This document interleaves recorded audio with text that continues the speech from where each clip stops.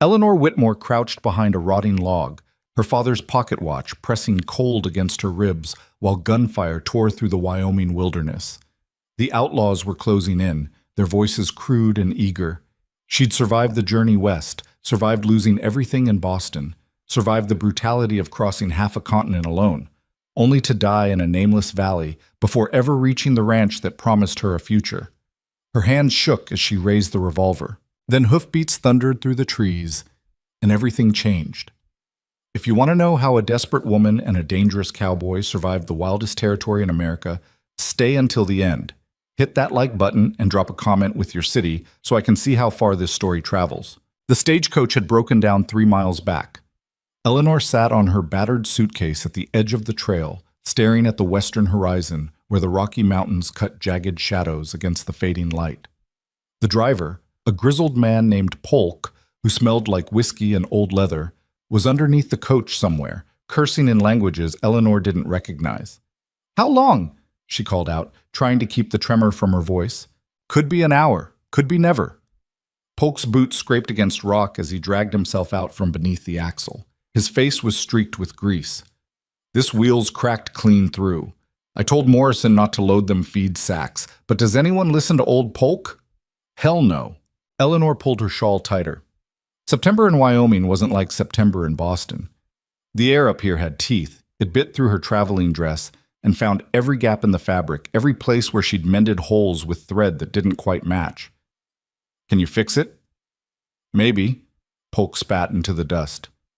"Maybe not. You got somewhere important to be?" "Blackstone Ranch. I'm expected tonight." Polk's expression shifted, something between surprise and pity. "Blackstone? That's another 15 miles north. You got a job there?" "Head cook." The lie came easier now than it had a week ago. Eleanor had repeated it so many times during the journey west that she almost believed it herself. Almost. The truth was messier. She had a letter from a ranch foreman named Curtis Webb, promising her employment and lodging in exchange for managing the ranch kitchen. The letter had arrived in Boston 3 months ago, forwarded through a cousin who knew someone out west. Eleanor hadn't asked too many questions. She'd been too desperate. After her father died and the creditors seized their home on Beacon Hill, desperation became a survival skill. "Head cook." Polk studied her with narrow eyes. "You don't look like any ranch cook I ever seen." "What do ranch cooks look like?" "Bigger, meaner, usually got fewer teeth and more scars." He grinned, showing off his own dental deficiencies. "You sure you know what you're getting into out here, miss?" "Whitmore. Eleanor Whitmore." She stood, brushing dust from her skirt. "And I'm sure." She wasn't sure at all. Polk returned to the wheel, muttering darkly about cheap timber and shortcuts. Eleanor walked a short distance up the trail, stretching her legs after hours cramped inside the coach. The valley spread out below her, endless grassland dotted with sage and juniper, cut through by a silver ribbon of creek that caught the last rays of sunlight. It was beautiful in a harsh, unforgiving way. Nothing like Boston's manicured gardens and cobblestone streets. Nothing like the life she'd left behind. Her fingers found her father's pocket watch, tucked safely in the hidden pocket she'd sewn into her dress. She didn't open it, didn't need to. She knew every scratch on the gold casing, every worn number on the face. It was the only thing she'd managed to keep when the creditors came. That and her mother's wedding ring, which she wore on a chain beneath her collar where no one could see it. "Miss Whitmore!"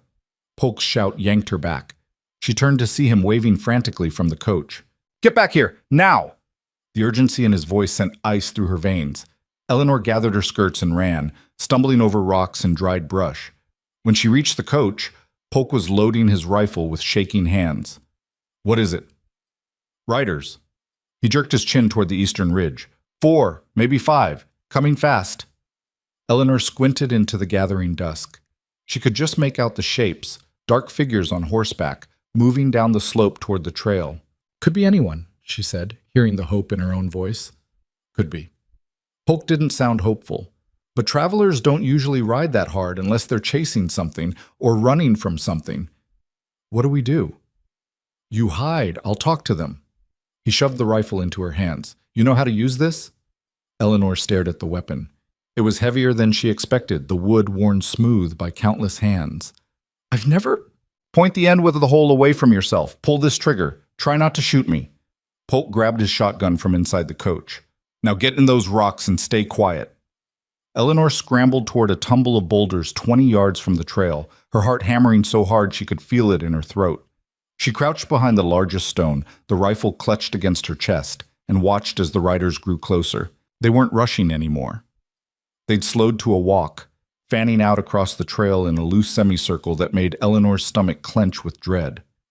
5 men, all armed, all watching Polk with the casual menace of predators who'd already decided their prey couldn't escape. The one in the center was enormous, easily 6.5 feet tall with a thick black beard and a hat pulled low over his eyes. He reined his horse to a stop 10 feet from Polk and smiled. It wasn't a friendly smile. "Evening," the big man said. His voice was surprisingly soft. "Having some trouble?" "Broken wheel," Polk replied. His shotgun rested across his shoulder, deceptively casual. "Nothing I can't handle." "That so?" The rider's gaze drifted to the coach, then to the scattered luggage. "Traveling alone?" "Just me and the cargo." "Uh-huh." The big man nudged his horse forward. "You mind if we take a look? Been some robberies on this route lately. We're riding with the territorial marshal, checking for stolen goods."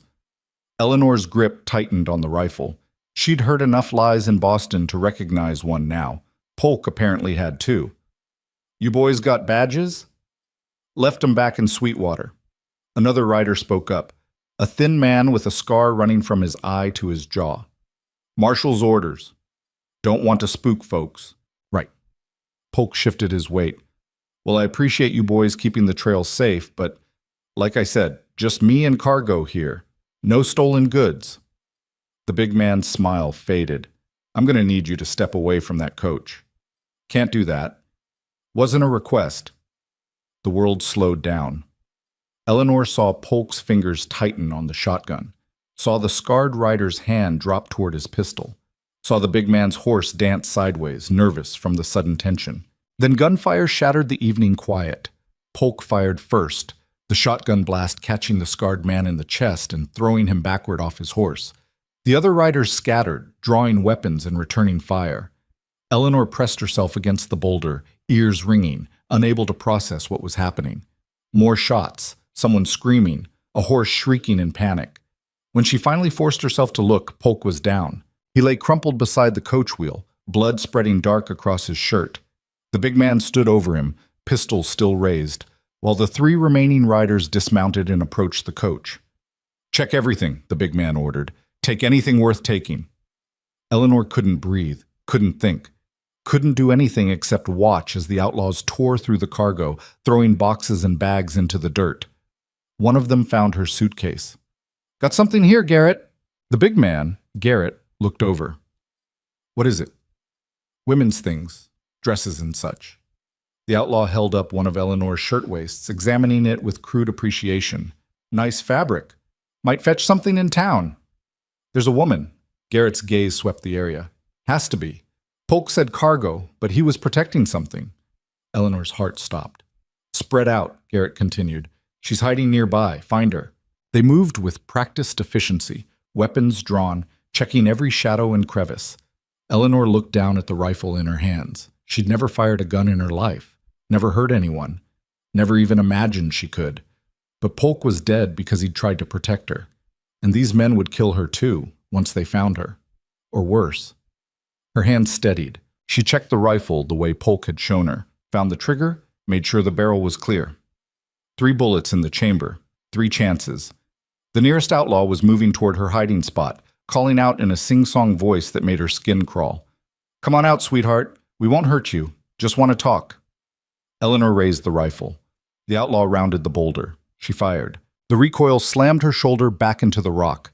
The outlaw staggered, grabbing his leg, screaming.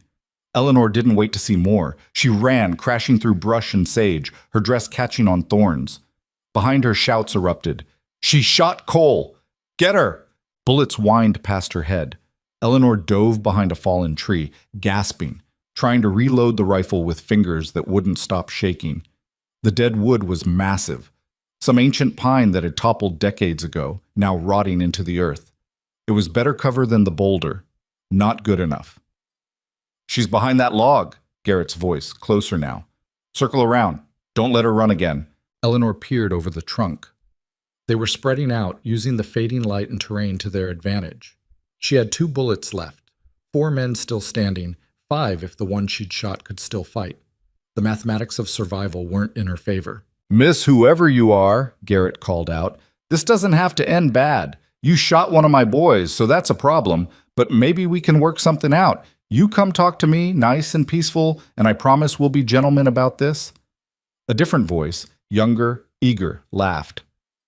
Real gentleman, Garrett? Shut up, Tommy. Eleanor's mind raced. She could surrender. Might buy herself a few minutes, maybe even mercy if these men had any humanity left.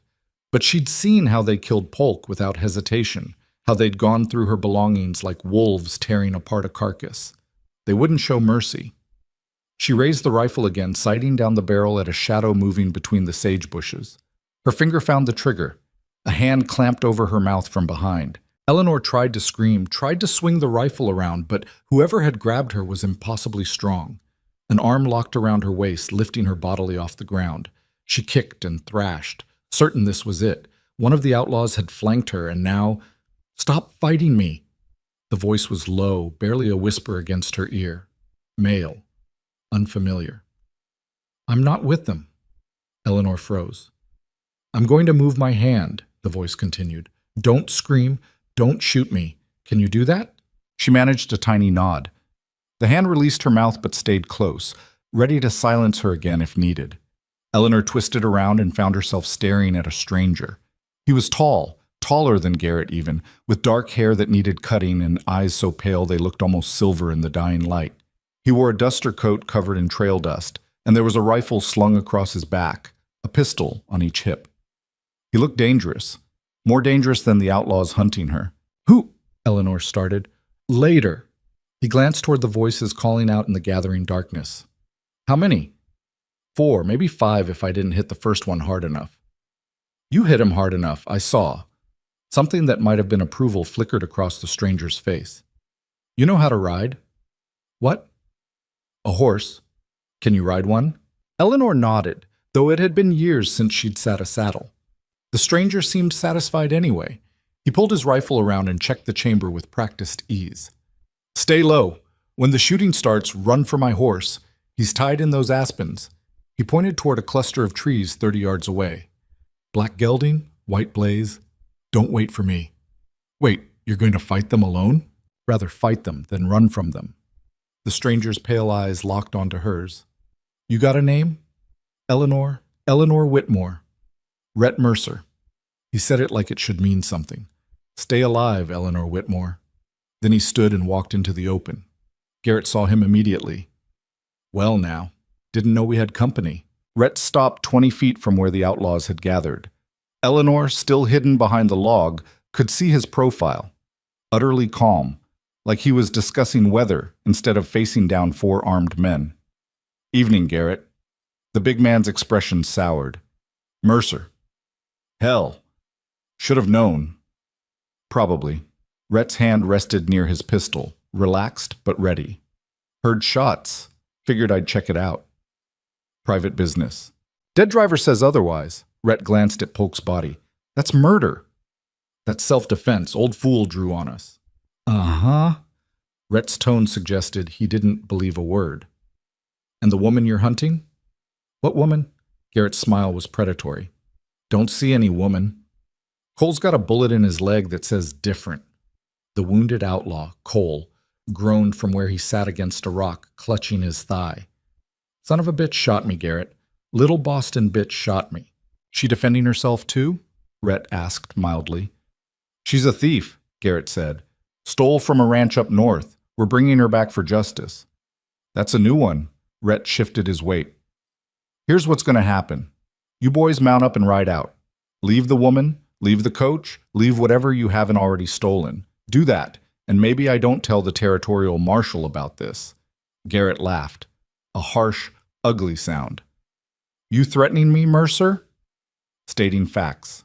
5 against 1 ain't good odds, even for you." 4 against 1, Rhett corrected, nodding at Cole. And I've had worse. The tension pulled tighter. Eleanor could see the other outlaws shifting nervously, hands hovering over weapons. They knew Rhett's name, feared it maybe, but Garrett was in charge, and Garrett's pride was wounded. "Tell you what," the big man said slowly. "How about we settle this proper, just you and me? Winner takes everything, the woman, the coach, the whole damn mess." "Or," Rhett replied, "you could just leave." "Can't do that. Got a reputation to maintain." "So do I." They stared at each other for a long moment. Then Garrett moved. He was fast for a big man, pistol clearing leather in a blur of motion. But Rhett was faster. His gun appeared in his hand like magic, fired once, and Garrett's pistol went spinning into the dirt. The outlaw howled, clutching his hand. Before the echo faded, Rhett had already shifted aim to the next man. "Anyone else?" Silence. "That's what I thought." Rhett's voice stayed level, almost bored. "Tommy, get Garrett on his horse. Cole, you can ride or bleed out here. Don't much care which.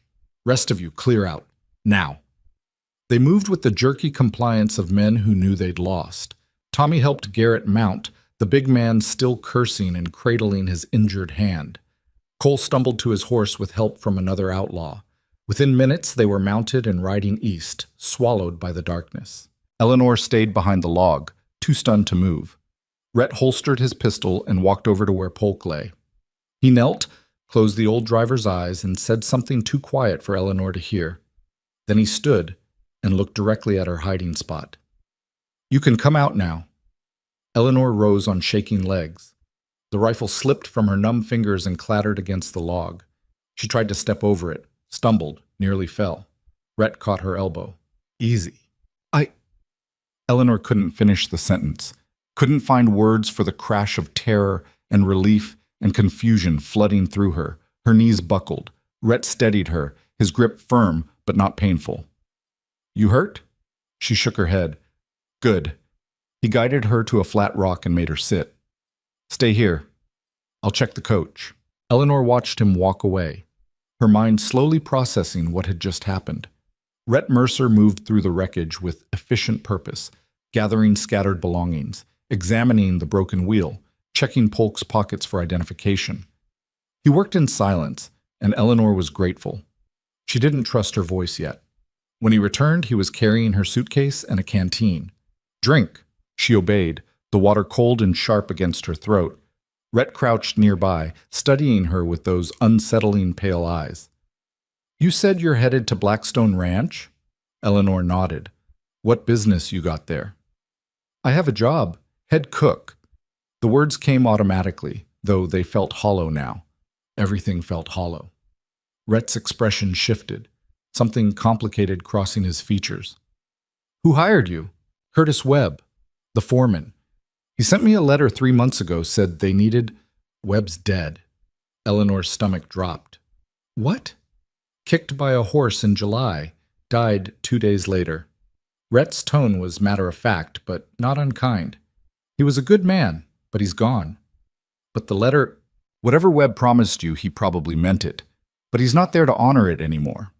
Rhett stood, brushing dust from his coat. "An old man Blackstone doesn't know you're coming. I'd bet money on that." The bottom fell out of Eleanor's world. She'd crossed half a continent, spent the last of her money on coach fare and supplies, survived bandits and gunfire and the death of everyone she'd known back east. And for what? A job that didn't exist. A promise from a dead man. Nothing. "Miss Whitmore," Rhett's voice pulled her back from the edge of panic. "You still listening?" "Yes." It came out as a whisper. "Blackstone Ranch is my ranch." Eleanor's head snapped up. "Your owner inherited it from my uncle last year." Rhett pulled off his hat, ran a hand through his hair. "Webb was supposed to clear any new hires with me before making offers. Sounds like he jumped the gun." "So there's no position." "Didn't say that." Rhett studied her with an expression she couldn't read. "Said Webb didn't clear it with me. Doesn't mean the ranch couldn't use a decent cook. Lord knows the current situation is a disaster." Hope flickered, small but stubborn. "Are you offering me the job?" "I'm offering you a ride to the ranch and a meal. After that—" He shrugged. "We'll see. Ranch is 15 miles north. Too far to walk in the dark, especially with Garrett and his boys still angry." "They might come back?" Eventually. Not tonight, though. I shot Garrett's gun hand, and Cole won't be walking right for weeks. Rhett offered his hand. Can you ride? Eleanor let him pull her to her feet. It's been a while. Horse is gentle. You'll manage. He retrieved her suitcase and started toward the aspen grove where his gelding waited. Eleanor followed, her mind churning. The horse was exactly as Rhett had described. A massive black gelding with intelligent eyes and a white stripe down his face. Rhett secured her suitcase behind the saddle and swung up with practiced ease, then extended his hand to Eleanor. Step on my boot. I'll pull you up. It took 2 tries, but eventually Eleanor found herself seated behind Rhett, her arms wrapped awkwardly around his waist. He was solid muscle beneath the duster coat, radiating warmth in the cooling night air. Hold tight, he said. We'll take it slow until we hit the main road. The gelding moved out at a walk, picking its way through the darkness with sure-footed confidence. Eleanor clung to Rhett's coat, hyper-aware of every shift and sway. Behind them, the wrecked stagecoach and Polk's body faded into shadow. They rode in silence for a long time. Finally, Eleanor found her voice. Thank you for saving me. Didn't do it for thanks. Still, I'd be dead if you hadn't. You'd wounded one and had 2 bullets left. Might have made it. Rhett glanced back at her. Where'd you learn to shoot? I didn't. That was the first time I ever fired a gun. He made a sound that might have been a laugh. Hit a moving target in bad light with your first shot. That's either skill or the best luck I've seen. Luck, Eleanor said firmly. Pure, terrified luck. Take it either way. Rhett faced forward again. What's in Boston that made you run all the way out here? The question caught her off guard. What makes you think I was running? Everyone who comes west is running from something, or toward something they can't get back east. He paused. Usually both. Eleanor considered lying, considered deflecting. But this man had saved her life, and lying suddenly felt like too much effort. My father died 18 months ago. Left debts I couldn't pay. Creditors took our house, our furniture, everything except what I could hide. I tried finding work in Boston, but... She stopped, remembering the endless rejections. Too educated for factory work, too poor for respectable positions, too young and unmarried to be trusted in wealthy households. There was nothing for me there. When Webb's letter arrived, it seemed like fate. Fate. Rhett's tone suggested he didn't put much stock in that. What about family? None left. Mother died when I was 12. No siblings. Father was an only child. Eleanor's throat tightened. It's just me. A lot of people come west alone. Doesn't always work out. Encouraging. Not trying to encourage you, trying to be honest. Rhett shifted in the saddle. Wyoming's not Boston. It's harder here, colder, more dangerous. Women die out here from things that wouldn't even slow them down back east. I survived tonight. You got lucky tonight. Luck runs out. Eleanor bristled. So what are you saying? I should turn around, go back to Boston, and starve decorously instead of dying honestly? I'm saying you should know what you're getting into before you commit. Rhett's voice stayed level. Blackstone Ranch is remote. Town's 8 miles south, and it's not much of a town. Winters are brutal, summers are dry. Cattle break fences, horses go lame, hired hands get drunk and start fights. It's not romantic. I'm not looking for romantic. I'm looking for survival. Then you might make it. He went quiet for a moment. If old man Blackstone approves. You said it's your ranch. It is. But my grandfather built it, and his opinions still carry weight around here. He'll want to meet you before we make anything official. Rhett glanced back. He doesn't like surprises. Will he like me? No idea. He doesn't like most people. A pause. But he liked Webb, and Webb thought you were worth hiring. That'll count for something. The main road appeared ahead, twin ruts cutting through grassland, marked by occasional fence posts. Rhett urged the gelding into a faster walk, and the landscape began to change. The valley narrowed. Hills rose on either side, dark humps against the star-filled sky. Eleanor had never seen so many stars. In Boston, even on clear nights, the city lights washed out half the sky. But here, away from civilization, the universe spread out in impossible density. The Milky Way blazed overhead like spilled milk. It's beautiful, she whispered. Rhett followed her gaze. Stars? Everything. Eleanor looked around, taking in the endless darkness and the wind moving through invisible grass. It's terrifying and beautiful. That's Wyoming. They crested a rise and suddenly lights appeared in the distance, warm yellow squares against the black landscape. Buildings took shape as they approached. A large central structure, several smaller outbuildings, corrals and fences stretching away into darkness. Blackstone Ranch. Eleanor's heart climbed into her throat. This was it. The place she'd traveled 2,000 miles to reach. The promise of a new life, however uncertain. She'd imagined this moment 1,000 times during the journey west. What she'd say, how she'd introduce herself, whether they'd welcome her or turn her away.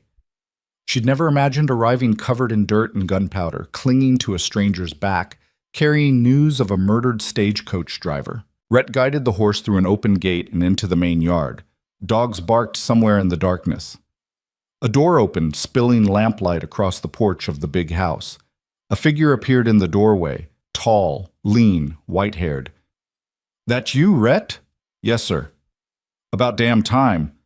Been waiting on that supply delivery for 3 hours." The old man stepped onto the porch. "Where's Polk?"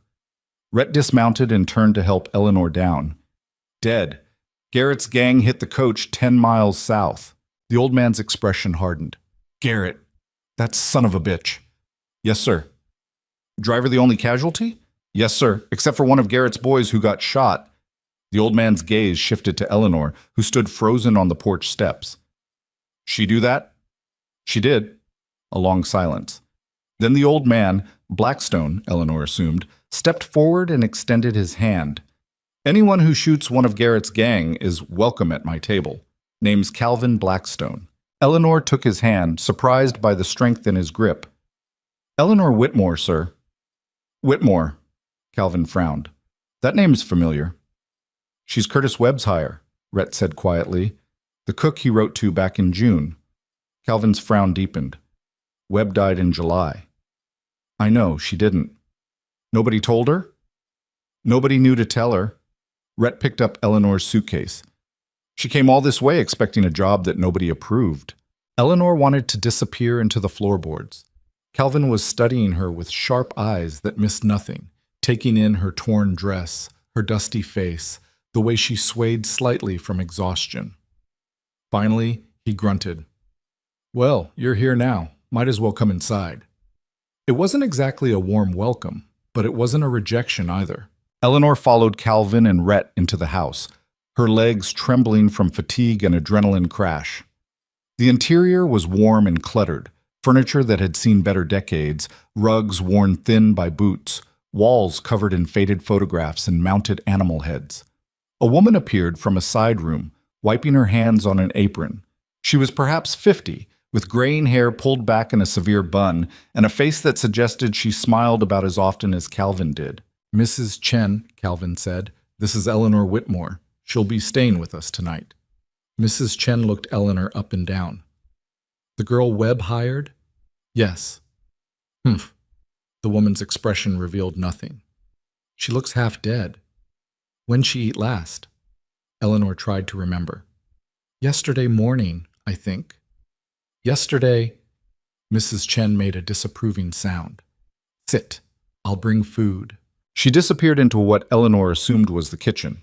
Calvin gestured toward a long table surrounded by mismatched chairs. "Sit before you fall over."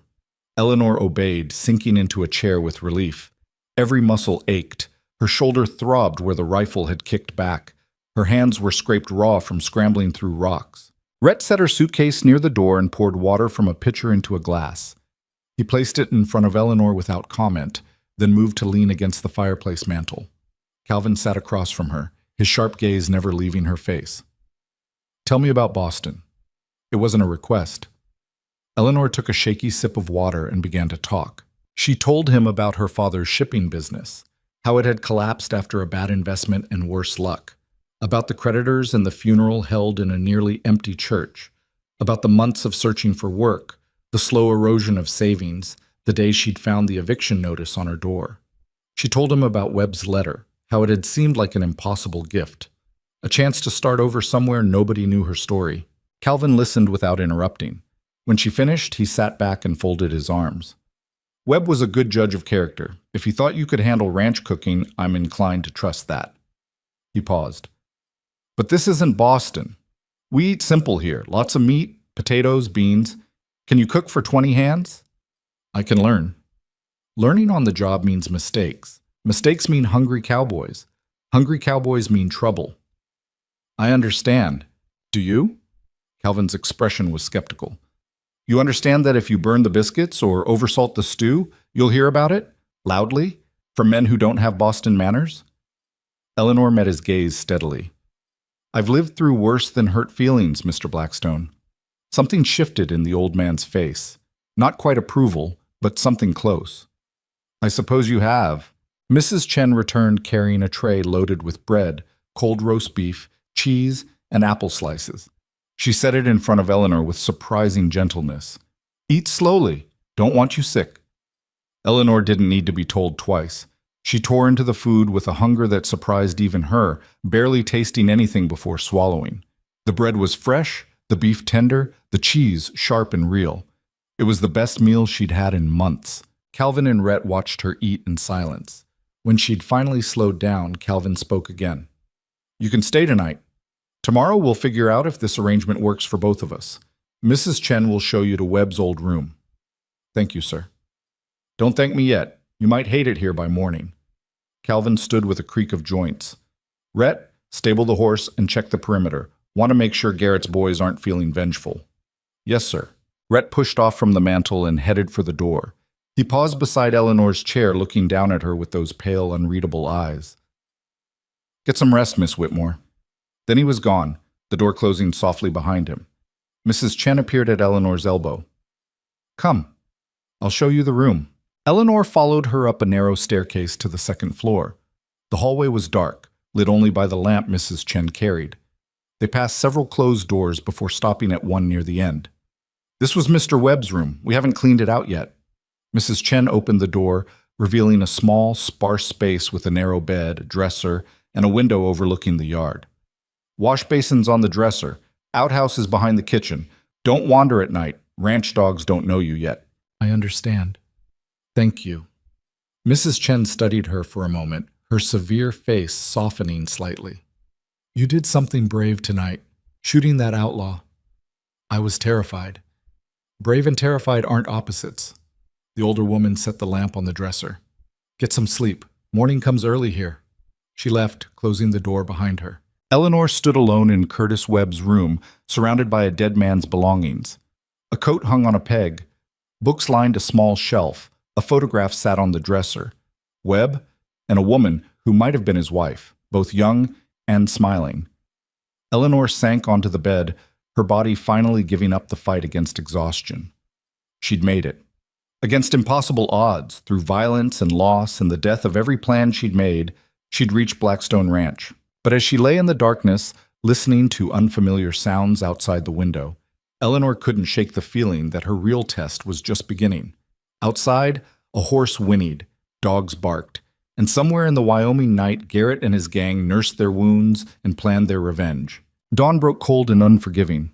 Eleanor woke to the sound of men shouting in the yard below, their voices rough and urgent. For a confused moment, she thought she was back in Boston, listening to dock workers unload cargo. Then the events of the previous night came crashing back. The gunfight, Polk's death, Rhett Mercer's pale eyes watching her across a fireplace. She sat up too quickly and immediately regretted it. Every muscle screamed in protest.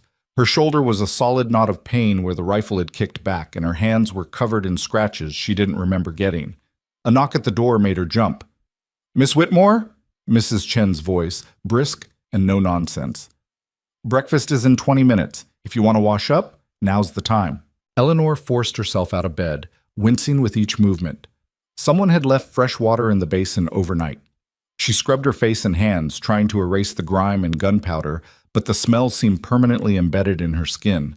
Her reflection in the small mirror was brutal. Dark circles under bloodshot eyes, hair escaping from yesterday's pins in wild tangles, a bruise forming along her jawline where she'd hit the ground running from Garrett's men. She looked exactly like what she was. A desperate woman barely holding together. Eleanor dug through her suitcase for clean clothes. Most of her dresses had been practical choices for Boston winters: dark wool, high collars, long sleeves, nothing suited for ranch work. She settled on her simplest brown dress and tried to repair her hair into something resembling respectability. The result was marginally better than before. Downstairs, the kitchen was chaos. Mrs. Chen moved between a massive iron stove and a long preparation table with militant efficiency, while two younger women Eleanor hadn't met scrambled to keep up.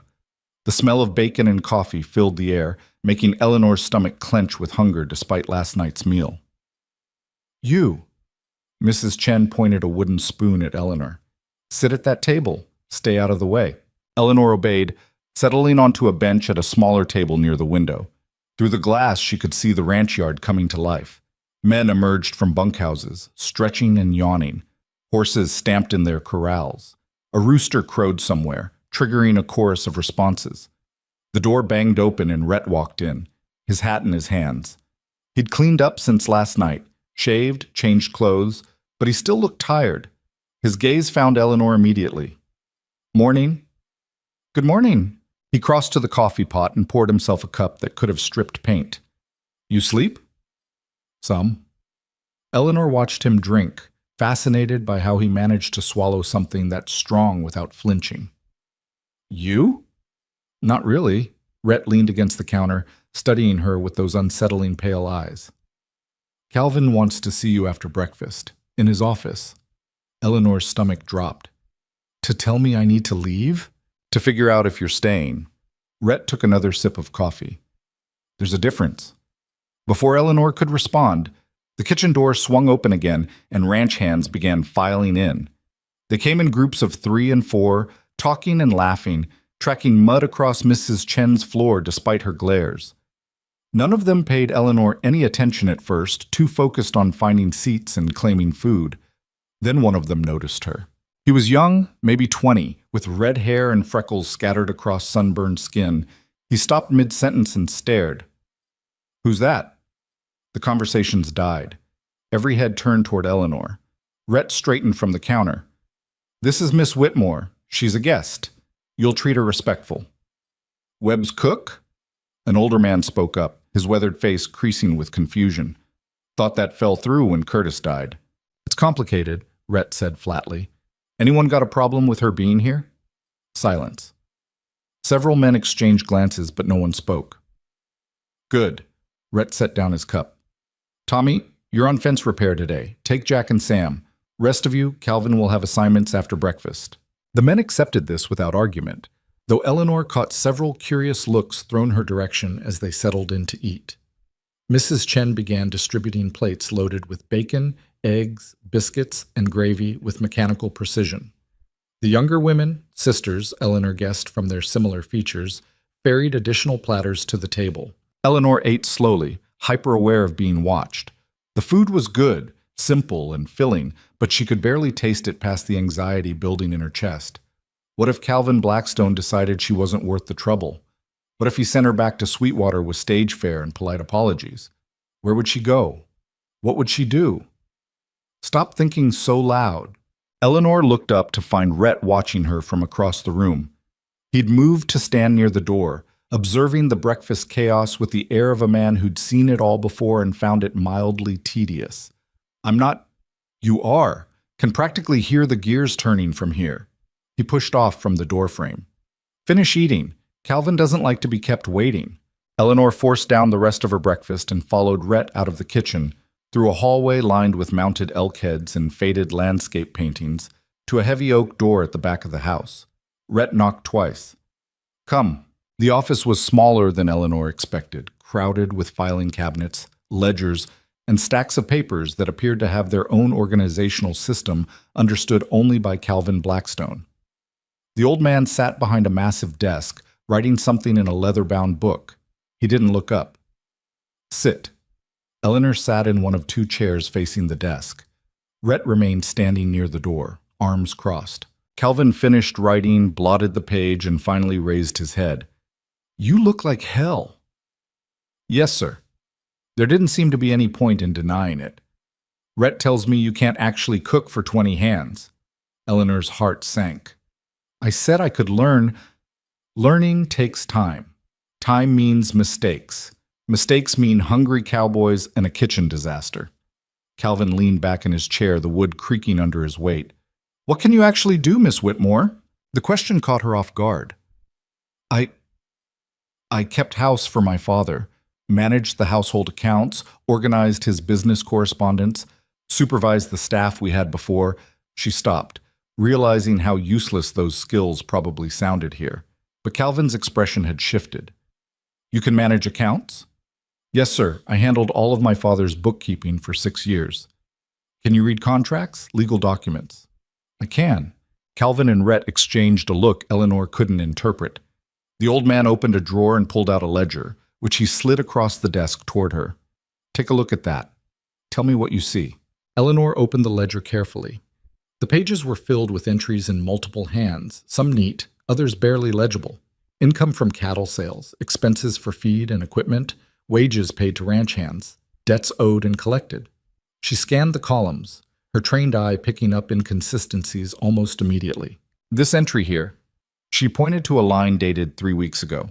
$200 paid to Morrison's feed, but there's another payment to Morrison's just 5 days later for nearly the same amount. That seems like someone's either incompetent or stealing, Calvin finished. What else? Eleanor flipped through more pages, finding error after error, duplicate entries, missing dates, calculations that didn't add up. Who keeps these books? Different people. We rotate the job between whoever's literate enough to spell cattle. Calvin's tone was dry. As you can see, it's not working. This is a disaster. Eleanor forgot to be nervous. You have no way of tracking actual profits. Half these expenses could be fraudulent, and you'd never know. And this, she pointed to a page of smudged figures. This looks like someone tried to erase entries and write over them. That'd be Tommy. Spilled whiskey on the ledger last month and tried to fix it. Calvin retrieved the book and closed it with a heavy thud. Here's what I'm thinking, Miss Whitmore. The ranch doesn't need a cook. Mrs. Chen's been handling that fine for 15 years. What we need is someone who can bring order to this mess. Someone who can manage household accounts, organize correspondence, maybe keep the men's wage records straight so they stop claiming they weren't paid when they were. Eleanor stared at him. You're offering me a position as what? A bookkeeper? Household manager, Calvin said.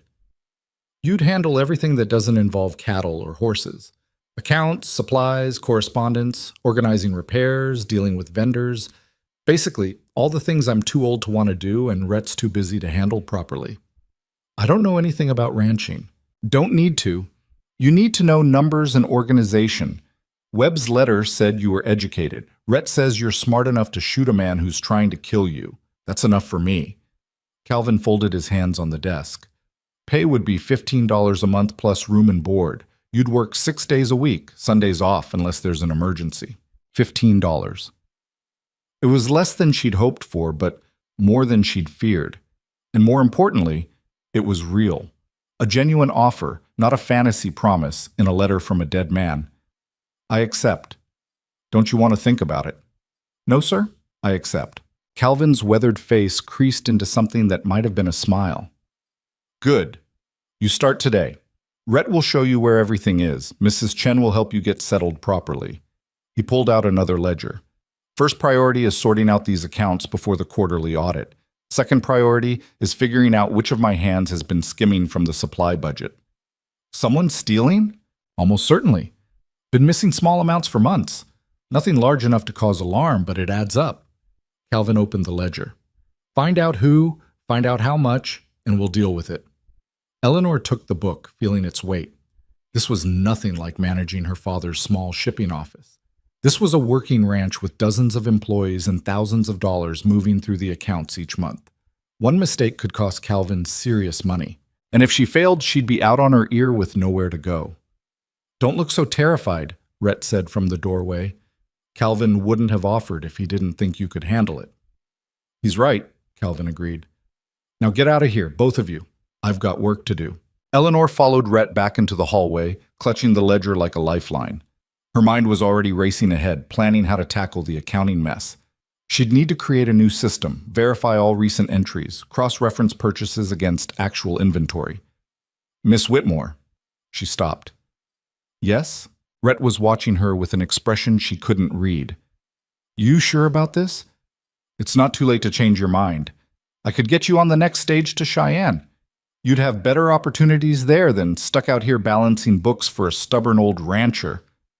Is that what you want, me to leave? I'm asking what you want. Eleanor considered the question honestly. What did she want? Safety, certainly. Stability. A place where she didn't have to constantly look over her shoulder or count her last few coins or wonder which meal might be her final one. But more than that, she wanted to feel useful again, to prove that losing everything in Boston hadn't broken her completely. I want to stay, she said firmly. I want to fix those accounts and catch whoever's stealing and make myself so valuable that Calvin can't imagine running this ranch without me. Something flickered in Rhett's pale eyes. Approval, maybe? Or amusement? Ambitious. Practical. Same thing out here. He gestured down the hallway. Come on, I'll show you the office where you'll be working. The room was barely larger than a closet, tucked between the main office and what appeared to be a storage area. A scarred desk dominated the space, surrounded by filing cabinets and shelves overflowing with papers. Dust covered everything in a thick layer that suggested no one had used this room in months. Eleanor set the ledger on the desk and immediately sneezed from the disturbed dust. It needs work, Rhett admitted. It's perfect. Eleanor meant it. The room was private, functional, and hers. When can I start? Now, if you want. But you might consider getting your belongings properly moved from Webb's room first. Mrs. Chen mentioned there's a smaller bedroom on the third floor that's empty. Used to be for the housekeeper back when the ranch had one. There was a housekeeper? Yes, years ago, before my uncle married and his wife took over those duties. After she died, he never bothered replacing her. Rhett leaned against the door frame. It's dusty up there, but it's private. Better than staying in Webb's room with all his things. Eleanor hadn't realized how much Webb's presence in that room had unsettled her until Rhett offered an alternative. I'd like that. Thank you. Don't thank me yet. You haven't seen the state of it. He straightened. I'll have one of the boys help move your suitcase after lunch. For now, you should probably start sorting through this mess. He left before Eleanor could respond, his boot heels echoing down the hallway. Eleanor turned to face her new domain. The desk was covered in scattered papers, old receipts, and what appeared to be 3 months' worth of unopened correspondence. The filing cabinets were stuffed so full that several drawers wouldn't close properly. A dead plant sat on the windowsill, its dried leaves crumbling at the slightest breeze. It was overwhelming. It was also exactly what she needed. Eleanor rolled up her sleeves and got to work. By midday, she'd cleared the desk, sorted the correspondence into 3 piles, urgent, important, and possibly garbage, and discovered that someone had been using one filing cabinet to store whiskey bottles. 6 empties, carefully hidden behind folders marked Equipment Purchases 1873. She was elbow-deep in a drawer full of unsorted receipts when footsteps approached. Mrs. Chen appeared in the doorway carrying a tray with sandwiches and coffee. You missed lunch. Eleanor looked up, startled. What time is it? Past 1. The men finished eating an hour ago.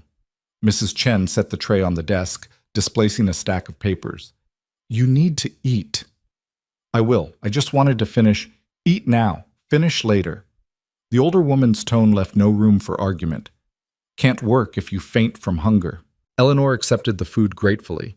The sandwich was thick with roast beef and sharp cheese, and the coffee was strong enough to dissolve iron. She ate quickly, watching Mrs. Chen survey the office with a critical eye. This room was always a mess, the housekeeper said. Mr. Webb tried to organize it once, gave up after 2 days. How long did Webb work here?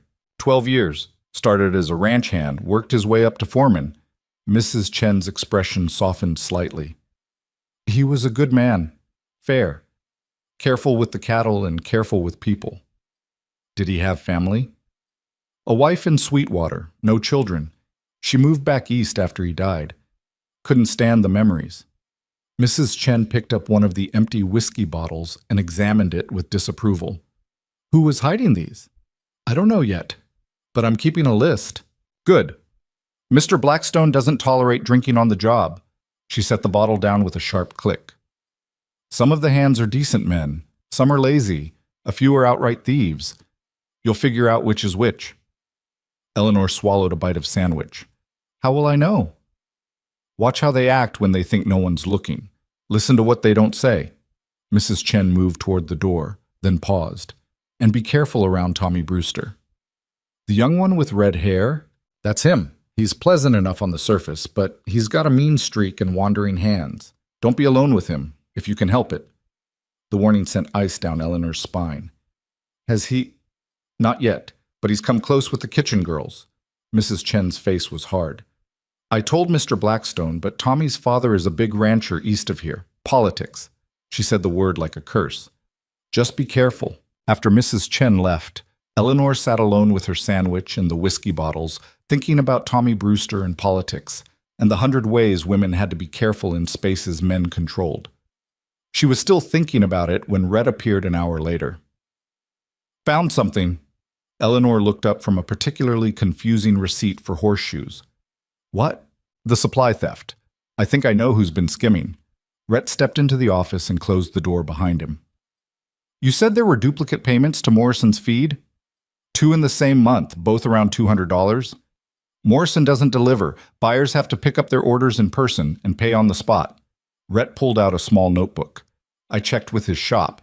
He's only got one payment recorded from Blackstone Ranch in September. For $97. Eleanor felt something click into place. So someone wrote a receipt for $200, kept the difference, and created a second fake receipt to cover their tracks. That's what it looks like. And it wasn't just Morrison's. I found 3 other vendors with the same pattern. Rhett's expression was grim. Someone's been systematically stealing from the ranch for at least 6 months, maybe longer. How much total? Best guess?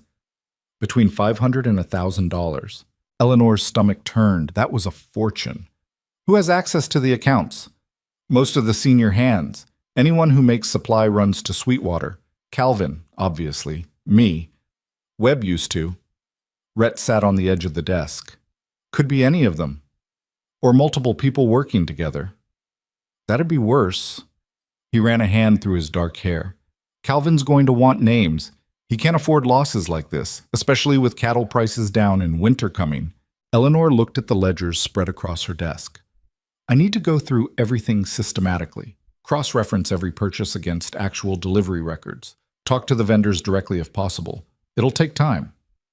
How much time? A week, maybe 2. Depends on how much they tried to hide. Rhett considered this. You'll need to go to Sweetwater. Talk to Morrison and the others in person. When? Tomorrow, if you're ready. I need to pick up supplies anyway. You can come along, ask your questions while I handle the ranch business. He stood. Fair warning, Sweetwater's not much of a town, and people talk. A new woman showing up and asking questions about money is going to draw attention. Let them talk. I've got a job to do. Something that might have been respect crossed Rhett's face. You're different than I expected. What did you expect? Someone softer, more... He searched for the word. Delicate. Eleanor laughed, sharp and bitter. Delicate women don't survive Boston creditors. They definitely don't survive ambushes in the Wyoming wilderness. No. Rhett moved toward the door. I suppose they don't. That evening, Eleanor finally saw her new room. It was up a narrow staircase on the 3rd floor, tucked under the eaves, with a sloped ceiling and a single window overlooking the western hills. The furniture was simple, a bed, a dresser, a washstand, but everything was clean. Someone had swept the floor and left fresh linens on the bed. Mrs. Chen's work, Eleanor guessed. Her suitcase sat at the foot of the bed, looking small and pathetic in the empty space. Everything she owned in the world fit in one battered case. A few dresses, some undergarments, her mother's wedding ring, her father's pocket watch. Not much to show for 24 years of living. Eleanor unpacked methodically, hanging dresses in the narrow wardrobe, arranging her few possessions on the dresser. When she was finished, the room looked only slightly less empty. A knock at the door startled her. It's open. One of the kitchen girls, the younger sister, peeked in. She was perhaps 16, with dark hair and braids and nervous eyes. Mrs. Chen sent me with these. She held out an armful of towels and what looked like a quilt. Said you'd need them. Thank you. Eleanor took the bundle. What's your name? May. My sister is Lynn. The girl lingered in the doorway. Is it true you shot one of the Granger gang? News traveled fast. It's true. Which one? I don't know his name. Younger man, dark hair. That'd be Cole. May's eyes widened. He's mean. Beat a man near to death in Sweetwater last spring for looking at him wrong. You shot him? In the leg. Good. The word came out fierce. He deserves worse. Eleanor studied the girl's face, seeing something hard beneath the nervous exterior. Did he hurt you? Not me. My cousin. May's hands twisted in her apron. Cole and some others caught her walking home from town last winter. It wasn't good. She moved away after, couldn't stand being here anymore. The rage that swept through Eleanor was hot and sudden. I'm sorry. Not your fault. May straightened her shoulders. But if you get another chance to shoot him, aim higher. After the girl left, Eleanor sat on her new bed and stared at nothing. The pocket watch was heavy in her hand, its familiar weight grounding her. She thought about May's cousin, about all the women who'd been hurt by men like Cole and Garrett, about the ones who survived and the ones who didn't. She thought about how close she'd come to being one of them. The next morning, Eleanor woke before dawn to the sound of roosters and men's voices. She dressed quickly in her most practical dress and braided her hair into a tight coil at the base of her neck. No loose ends, nothing that could be grabbed. Downstairs, the kitchen was already busy. Mrs. Chen directed breakfast operations while Lynn and May scrambled to keep up. Eleanor grabbed coffee and a biscuit, eating standing up near the door. Rhett appeared as she was finishing. Ready? Yes. Got a gun? Eleanor blinked. No. Here. He handed her a small pistol, worn but well-maintained. 6 shots. Safety's here. Don't point it at anything you don't plan to kill. I thought Sweetwater was safe. Safer than the wilderness. Not safe. Rhett's expression was serious. Garrett's boys are out there somewhere, and Tommy Brewster's been talking. Eleanor's stomach clenched. Talking about what? You. How a Boston woman's got no business managing ranch accounts. How Calvin must be losing his mind to trust an outsider. Rhett checked his own weapons. Just talk so far, but talk turns into action when men drink. Eleanor tucked the pistol into her coat pocket. I can handle Tommy Brewster. I'm sure you can, but you shouldn't have to. Something dark crossed Rhett's face. If he touches you, you tell me. Understand? The protectiveness in his voice surprised her. Why do you care? Because you work for this ranch now. That makes you part of the crew. He met her eyes. And because no woman deserves to deal with men like Tommy alone. They rode out as the sun broke over the eastern hills, the wagon rattling beneath them loaded with empty crates for the supply run. Eleanor sat beside Rhett on the bench, the pistol a cold weight in her pocket. The road to Sweetwater wound through grassland and scattered pine forests, following a creek that ran low from the dry summer. They passed other ranches, smaller operations with weathered buildings and sparse herds. Some of the ranchers waved, others just watched as the Blackstone wagon rolled past. They're judging you, Rhett said after the third silent watcher. Let them. It bothers you, though. Everything bothers me. Eleanor watched the landscape roll by. That doesn't mean I'll stop. Rhett was quiet for a moment. You remind me of someone. Who? My mother. She came west from Philadelphia with my father, and everyone said she'd never last. Too refined, too educated, too everything. He guided the wagon around a rough patch. She outlived him by 20 years and ran the ranch better than he ever did. What happened to her? Influenza. 3 years ago. Rhett's voice stayed level, but Eleanor heard the grief underneath. She died telling Calvin exactly how to handle the spring branding, practical to the end. I'm sorry. Don't be. She had a good life, a hard one, but good. He glanced at Eleanor. She would have liked you. The comment warmed something in Eleanor's chest that had been cold for a long time. Sweetwater appeared an hour later, a collection of wooden buildings clustered around a main street, with a church at one end and what looked like a saloon at the other, somewhere between civilization and frontier chaos. Rhett pulled the wagon up in front of Morrison's Feed and Supply, a large building with faded paint and a creaking sign. I'll be at the hardware store. Meet back here in an hour? Eleanor nodded and climbed down, smoothing her skirt. Through the window, she could see a man behind the counter, Middle-aged, balding, with the permanent squint of someone who spent too much time reading fine print. Morrison, presumably. She pushed through the door and a bell chimed overhead. Morrison looked up from his ledger and his expression shifted. Surprise, then calculation. "Help you, miss?" "I'm Eleanor Whitmore from Blackstone Ranch. I'd like to review your transaction records." His friendliness evaporated. "That's so. What for?" "Discrepancy in our accounts. I need to verify payments and deliveries for the past 6 months." Morrison's face went carefully blank. "Ranch business is between me and Mr. Blackstone. I work for Mr. Blackstone. He sent me to handle this." Eleanor kept her voice pleasant but firm. "You can show me the records now, or I can come back with Mr. Blackstone and the territorial marshal. Your choice." The threat of the marshal did it. Morrison's jaw tightened, but he pulled out a ledger and slapped it on the counter. "Fine. Look all you want." Eleanor opened the book and began cross-referencing against the list she'd brought. The discrepancies were even worse than she'd thought. Morrison's records showed payments roughly half what the Blackstone ledgers claimed. Someone had been systematically inflating costs and pocketing the difference. "These numbers here," Eleanor pointed to an entry from August. "You received $97 for a feed delivery. Our records show $200. Your records are wrong. Or someone at the ranch is lying." Eleanor met his eyes. "Did you interact with the same person each time, someone who always handled the Blackstone account?" Morrison hesitated, then grudgingly, "Usually Tommy Brewster. Sometimes others, but mostly him." Eleanor felt triumph and dread in equal measure. "Thank you, Mr. Morrison." She left the store with her suspicions confirmed and her stomach churning. Tommy Brewster had been stealing from the ranch for months, and now she had proof. The question was what to do with it, and how to stay alive long enough to report it.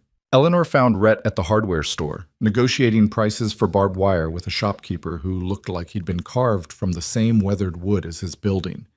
The conversation stopped when she walked in. "We need to talk," Eleanor said quietly. "Now." Rhett's expression shifted. He paid for the wire without haggling and followed her outside. They walked to the edge of town where the buildings gave way to open grassland and no one could overhear. "Tommy Brewster's been stealing from the ranch," Eleanor said without preamble. Morrison confirmed it. Every supply run for the past 6 months, Tommy inflated the costs and kept the difference. Rhett's jaw tightened. "You're sure?" "Morrison's records don't lie. The numbers match perfectly with the discrepancies I found." Eleanor pulled out her notebook, showing him the evidence. "He's taken close to $800, maybe more from other vendors I haven't checked yet." "Hell." Rhett looked toward the distant mountains, his face unreadable. "His father's not going to like this." "I don't care what his father likes. He's a thief." "It's not that simple. Jacob Brewster owns the second largest spread in the territory. He's got influence with the territorial government, connections in Cheyenne. If we accuse his son without ironclad proof—" "I have ironclad proof," Eleanor interrupted. "Morrison's ledger, our ledger, the receipts. It's all there. Paper can be disputed, especially when the man's father can afford better lawyers than we can." Rhett turned back to her. "I'm not saying you're wrong. I'm saying we need to be careful how we handle this." Eleanor wanted to scream. She'd spent 3 days tracking down the theft, confirming every detail, building an unassailable case. And now Rhett was telling her it might not matter because Tommy's father had money and power. "So what do we do? Just let him keep stealing?" "No, but we need Calvin's approval before we move. And we need to talk to Jacob Brewster before this becomes public." Rhett's tone was firm. "That's how things work out here. You can't just accuse a rancher's son without consequences." "Even when he's guilty?" "Especially when he's guilty. Men like Jacob don't accept their sons being called thieves by outsiders." He met her eyes. "You're from Boston. You don't have family here, don't have history. In his mind, you're nobody, your word against his son's blood." The unfairness of it burned in Eleanor's chest. "This is insane." "This is Wyoming." Rhett touched her elbow, gentle but insistent. "Come on, we need to get back to the ranch. Calvin should hear this first." The ride back was tense. Eleanor stared at the landscape, seeing none of its harsh beauty, only thinking about Tommy Brewster's smug face and the injustice of a system that protected thieves because their fathers owned land. They arrived at Blackstone Ranch as the sun dipped toward the western peaks. Rhett went directly to Calvin's office, while Eleanor waited in the hallway, her stomach twisted in knots. Voices rose and fell behind the closed door. Calvin's gravelly bark. Rhett's quieter responses. Then silence. The door opened. "Get in here," Calvin said. Eleanor entered to find both men standing by the desk, the ledgers spread between them. Calvin's face was thunderous. "Show me everything." Eleanor walked him through the evidence, explaining each discrepancy, how she'd cross-referenced Morrison's records, the pattern of theft spanning months. Calvin listened without interrupting, his expression growing darker with each revelation. When she finished, he was quiet for a long moment. $800. His voice was dangerous. "That son of a bitch stole $800 from me." "At least 800, Eleanor corrected. "I haven't checked all the vendors yet. How much more?" "Could be double that. Maybe more." Calvin's fist slammed on the desk, making Eleanor jump. "I want him gone. Tonight. Off my land, out of my employ, and if I ever see his face again, I'll—" "We need to handle this carefully," Rhett cut in. "Jacob Brewster." "I don't give a damn about Jacob Brewster or his political connections." Calvin's eyes blazed. "His son stole from me. That's a hanging offense." "It's also a family matter between two ranchers," Rhett said. "If we just throw Tommy out without talking to Jacob first, this becomes a feud, and feuds get people killed." The tension in the room was suffocating. Eleanor watched the two men face each other, understanding that this was about more than money. This was about power and respect and the fragile networks that held frontier communities together. Finally, Calvin exhaled. "What do you suggest?" "I ride to the Brewster Ranch tomorrow. Talk to Jacob man to man, show him the evidence. Give him a chance to handle his son privately." Rhett's voice stayed level. "He takes care of it quietly, pays back what was stolen, and we avoid a public conflict. And if he refuses, then we go to the territorial marshal and make it official." Rhett met Calvin's gaze. "But we give him the chance first." Calvin didn't look happy, but he nodded. 24 hours. After that, I don't care who his father is. Eleanor left the office feeling hollow. She'd done everything right, found the theft, gathered evidence, reported it immediately. And now she had to wait while men negotiated behind closed doors about whether justice even mattered. That night, she couldn't sleep. She lay in her narrow bed listening to the ranch settle into darkness. Footsteps in the hallway, a door closing, the wind picking up outside, rattling the window frame. Every sound made her flinch. Tommy Brewster didn't know yet that he'd been caught, but word would spread fast once Rhett talked to his father. And then what? Would Tommy come looking for revenge? Would he blame Eleanor for exposing him? The pistol Rhett had given her sat on the nightstand, cold and heavy. Eleanor reached for her father's pocket watch instead, running her thumb over the worn gold. She wondered what he would have done in this situation, whether he would have been brave enough to stand up to powerful men, or whether he would have counseled patience and caution. She'd never know. He was dead, and she was alone. Morning came too soon. Eleanor dressed and went downstairs to find the kitchen unusually quiet. Mrs. Chen was at the stove, but Lynn and May were absent. The usual breakfast chaos was subdued. "Where is everyone?" Eleanor asked. Rhett left before dawn for the Brewster Ranch, took 2 of the senior hands with him. Mrs. Chen didn't look up from the bacon she was frying. "Mr. Blackstone's in his office. The rest of the men are nervous." "Why nervous?"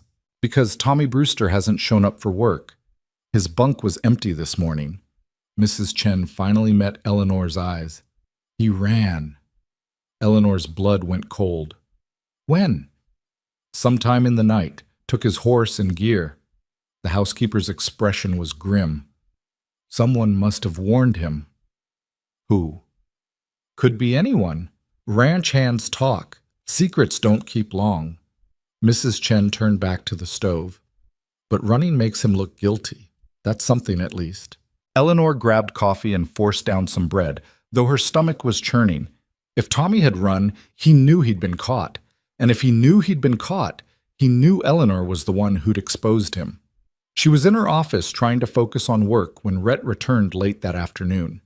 She heard his voice in the hallway, low and urgent, talking to Calvin. Then footsteps approaching. Rhett appeared in her doorway. He looked exhausted. "How did it go?" Eleanor asked. "Jacob Brewster denied everything. Said his son would never steal, that you must have made errors in the accounting. Rhett leaned against the door frame. Then I showed him Morrison's ledger.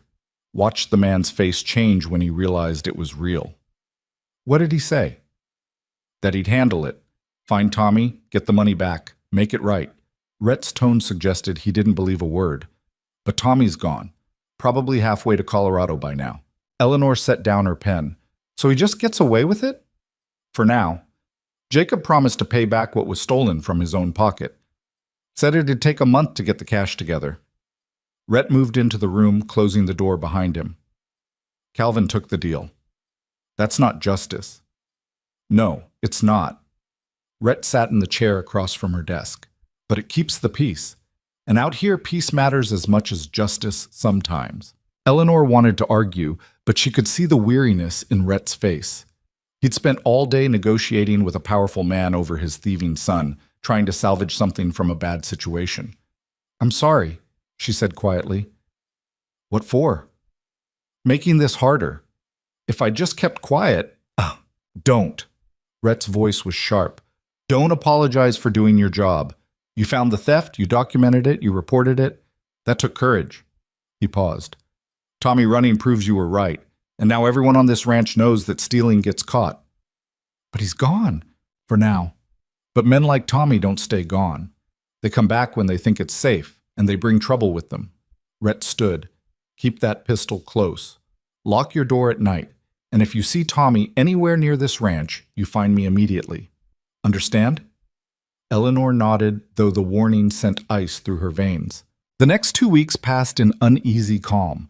Eleanor threw herself into work, reorganizing the entire accounting system, creating new protocols for supply purchases, implementing a verification process that made theft much harder. She worked 12-hour days, barely stopping to eat or sleep. It was easier than thinking about Tommy Brewster somewhere in the darkness, nursing his hatred. The ranch settled into new routines. The hands accepted Eleanor's presence with varying degrees of enthusiasm. Some appreciated the organizational improvements. Others resented taking orders from a woman, especially one who'd exposed one of their own as a thief. Eleanor learned to tell the difference by how they spoke to her. The respectful ones called her Miss Whitmore and answered her questions directly. The resentful ones called her the Boston girl and made her work harder for every piece of information. But she persevered. She also noticed that Rhett was watching her more carefully now. He appeared at odd times, when she was walking to the office in the morning, when she took dinner in the kitchen, when she worked late into the evening. Never intrusive, never obvious, just there. You're following me, she said one evening when she caught him lingering near her office door. Making sure you're safe. From what? Tommy's long gone. Maybe. Rhett's expression was hard to read. But Garrett's gang is still out there, and you shot one of them, remember? Men like that hold grudges. Eleanor had almost forgotten about the ambush and Cole's wounded leg. It felt like another lifetime, though barely 3 weeks had passed. You think they'd come here? Don't know, but I'm not taking chances. Rhett shifted his weight. There's a harvest dance in Sweetwater next Saturday. Town celebration, everyone goes. Music, food, the usual. Eleanor blinked at the sudden change of subject. All right. I want you to come. With me. The request caught her completely off guard. Why? Because you've been working yourself half to death for 2 weeks straight. Because you should meet people in town under better circumstances than interrogating them about theft. And because... He stopped, seeming to search for words. Because I'd like you to. Eleanor's heart did something complicated in her chest. She'd noticed Rhett's attention over the past weeks, the way his gaze followed her across rooms, how he found excuses to check on her work. She told herself it was just protective instinct, that he felt responsible for the woman he'd rescued. But this felt different. I don't have anything to wear to a dance, she said, then immediately felt foolish. Of all the objections she could have raised, propriety, gossip, the fact that she barely knew him, she'd chosen wardrobe. Wear what you wore to dinner last week, the blue one. Rhett's expression was carefully neutral. You looked fine in that. You noticed what I wore to dinner? I notice a lot of things. He pushed off from the doorframe. Think about it. Let me know tomorrow. He left before Eleanor could respond. She sat alone in her office, staring at ledgers without seeing them, her mind racing. A dance. With Rhett Mercer. In front of the entire town. People would talk. They already whispered about the Boston woman living at Blackstone Ranch, managing the household like she had some claim to the place. If she showed up at a dance on Rhett's arm, those whispers would turn into outright accusations. But part of her, a reckless, starving part she'd kept buried since Boston, didn't care. She found May in the kitchen the next morning. "I need help altering a dress." The girl's face lit up. "For the harvest dance." "How did you—" "Everyone knows Mr. Mercer asked you. The hands have been talking about nothing else." May grinned. "My sister and I can help. We're good with needle and thread." 3 days later, Eleanor stood in her room examining the results. Her dark blue dress had been transformed. May and Lynn had taken in the waist, added lace from an old tablecloth to the collar, and somehow made the whole thing look intentional instead of cobbled together from scraps. Eleanor barely recognized herself in the small mirror. "You look beautiful," Lynn said shyly. "I look presentable," Eleanor corrected, but she was smiling. "Thank you both. I couldn't have done this alone." Saturday arrived cold and clear. Eleanor dressed carefully, her hands shaking slightly as she fastened the buttons. This was foolish. She should stay at the ranch, focus on work, avoid drawing more attention to herself. But when Rhett knocked on her door precisely at 6, wearing clean clothes and an expression that suggested he was as nervous as she felt, Eleanor didn't hesitate. "Ready?" he asked. "As I'll ever be." The ride to Sweetwater was quiet. Rhett drove the small buggy he'd borrowed from Calvin, and Eleanor sat beside him wrapped in a shawl against the evening chill. The sun was setting, painting the western sky in shades of orange and red that looked like the landscape was on fire. "You nervous?" Rhett asked. "Terrified." "Me too." Eleanor looked at him in surprise. "Why would you be nervous?" "Because I haven't taken a woman to a dance in 5 years. Because the whole town's going to have opinions about this. Because I'm worried I'll step on your feet or say something stupid." He glanced at her. "Take your pick." The honesty disarmed her. "You don't seem like someone who worries about opinions." "I don't. Usually." Rhett guided the buggy around a rut in the road. "But this feels different." "Different how?" He was quiet for a long moment. "Just different." Sweetwater's main street was transformed. Lanterns hung from every post and railing, casting warm light across the dirt road. A platform had been erected in front of the general store, and musicians were setting up with fiddles and guitars. People milled everywhere, ranchers in their best clothes, women in dresses that had seen better days but were clean and pressed, children running wild in the growing darkness. Rhett helped Eleanor down from the buggy, and the conversations around them died. Every eye turned toward them. Eleanor felt the weight of those stares like physical pressure. She recognized some faces from her supply-checking visits to town. Morrison from the feed store, the hardware store owner, several women who'd watched her with undisguised curiosity. Now that curiosity had turned to something sharper. "Ignore them," Rhett said quietly, offering his arm. "They'll find something else to talk about in 5 minutes." But they didn't. As Rhett guided Eleanor through the crowd toward the refreshment tables, conversations followed in their wake. Eleanor caught fragments. "Living at the ranch." Inappropriate. "That Boston woman." "Shameless." "Maybe this was a mistake," Eleanor whispered. "Too late now." But Rhett's jaw was tight. "Want some punch?" Before Eleanor could answer, a woman approached. She was perhaps 40, dressed in expensive fabric that marked her as someone with money. Her smile was all teeth and no warmth. "Rhett Mercer. It's been an age." "Mrs. Thornton." Rhett's tone was polite but cold. "This is Eleanor Whitmore. She manages the household accounts at Blackstone Ranch." "How modern." Mrs. Thornton's gaze swept over Eleanor like she was livestock at auction. "I heard you came from Boston. Such a long journey for a bookkeeping position." The emphasis on bookkeeping made it clear she thought Eleanor was something else entirely. "It was worth it," Eleanor said evenly. "The work is challenging and the ranch is beautiful." "I'm sure it is. Living right there in the main house, you must see all sorts of beautiful things." Mrs. Thornton's smile sharpened, though some might question the propriety of an unmarried woman residing under the same roof as unmarried men. "Some might mind their own business," Rhett said flatly. Mrs. Thornton's expression soured. "Well, I can see you're as charming as ever, Rhett. Enjoy your evening. She swept away in a rustle of expensive fabric.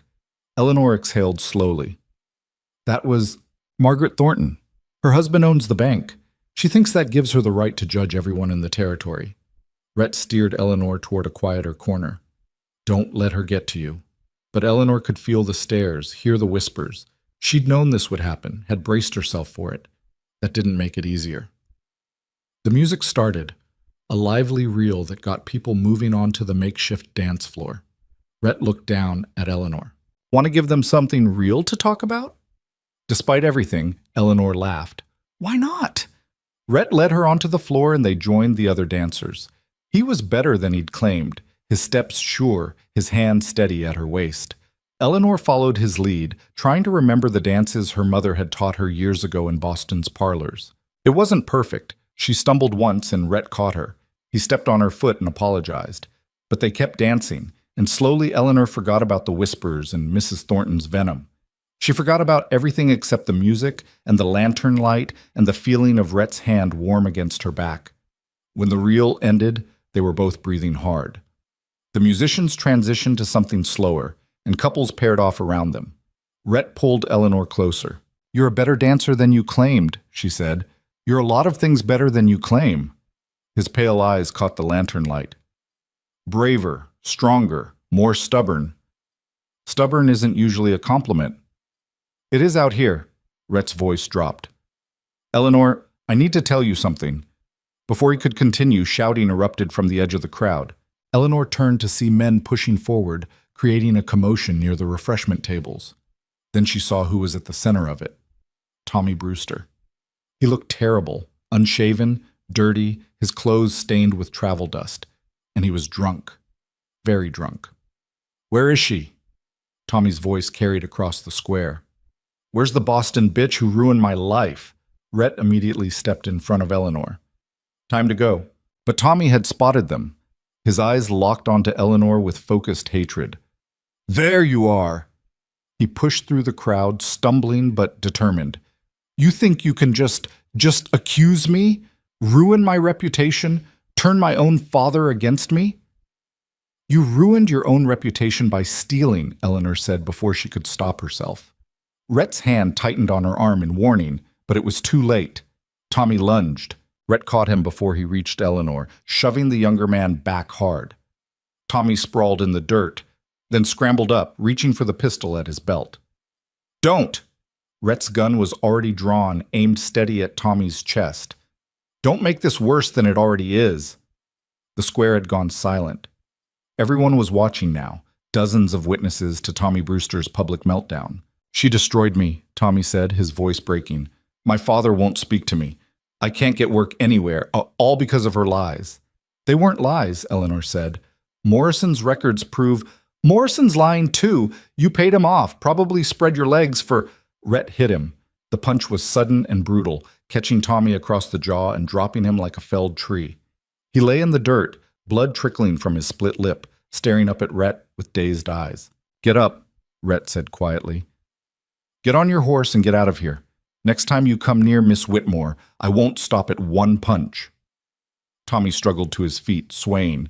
For a moment, Eleanor thought he might try again. Then he spat blood and stumbled toward the hitching posts. The crowd parted for him silently. Rhett holstered his gun and turned to Eleanor. We're leaving. But now. The ride back to the ranch was silent, except for the wagon wheels and the horse's steady breathing. Eleanor's hands shook in her lap. The whole evening had been a disaster. The whispers, Mrs. Thornton's venom, Tommy's public attack. I'm sorry, she finally said. What for?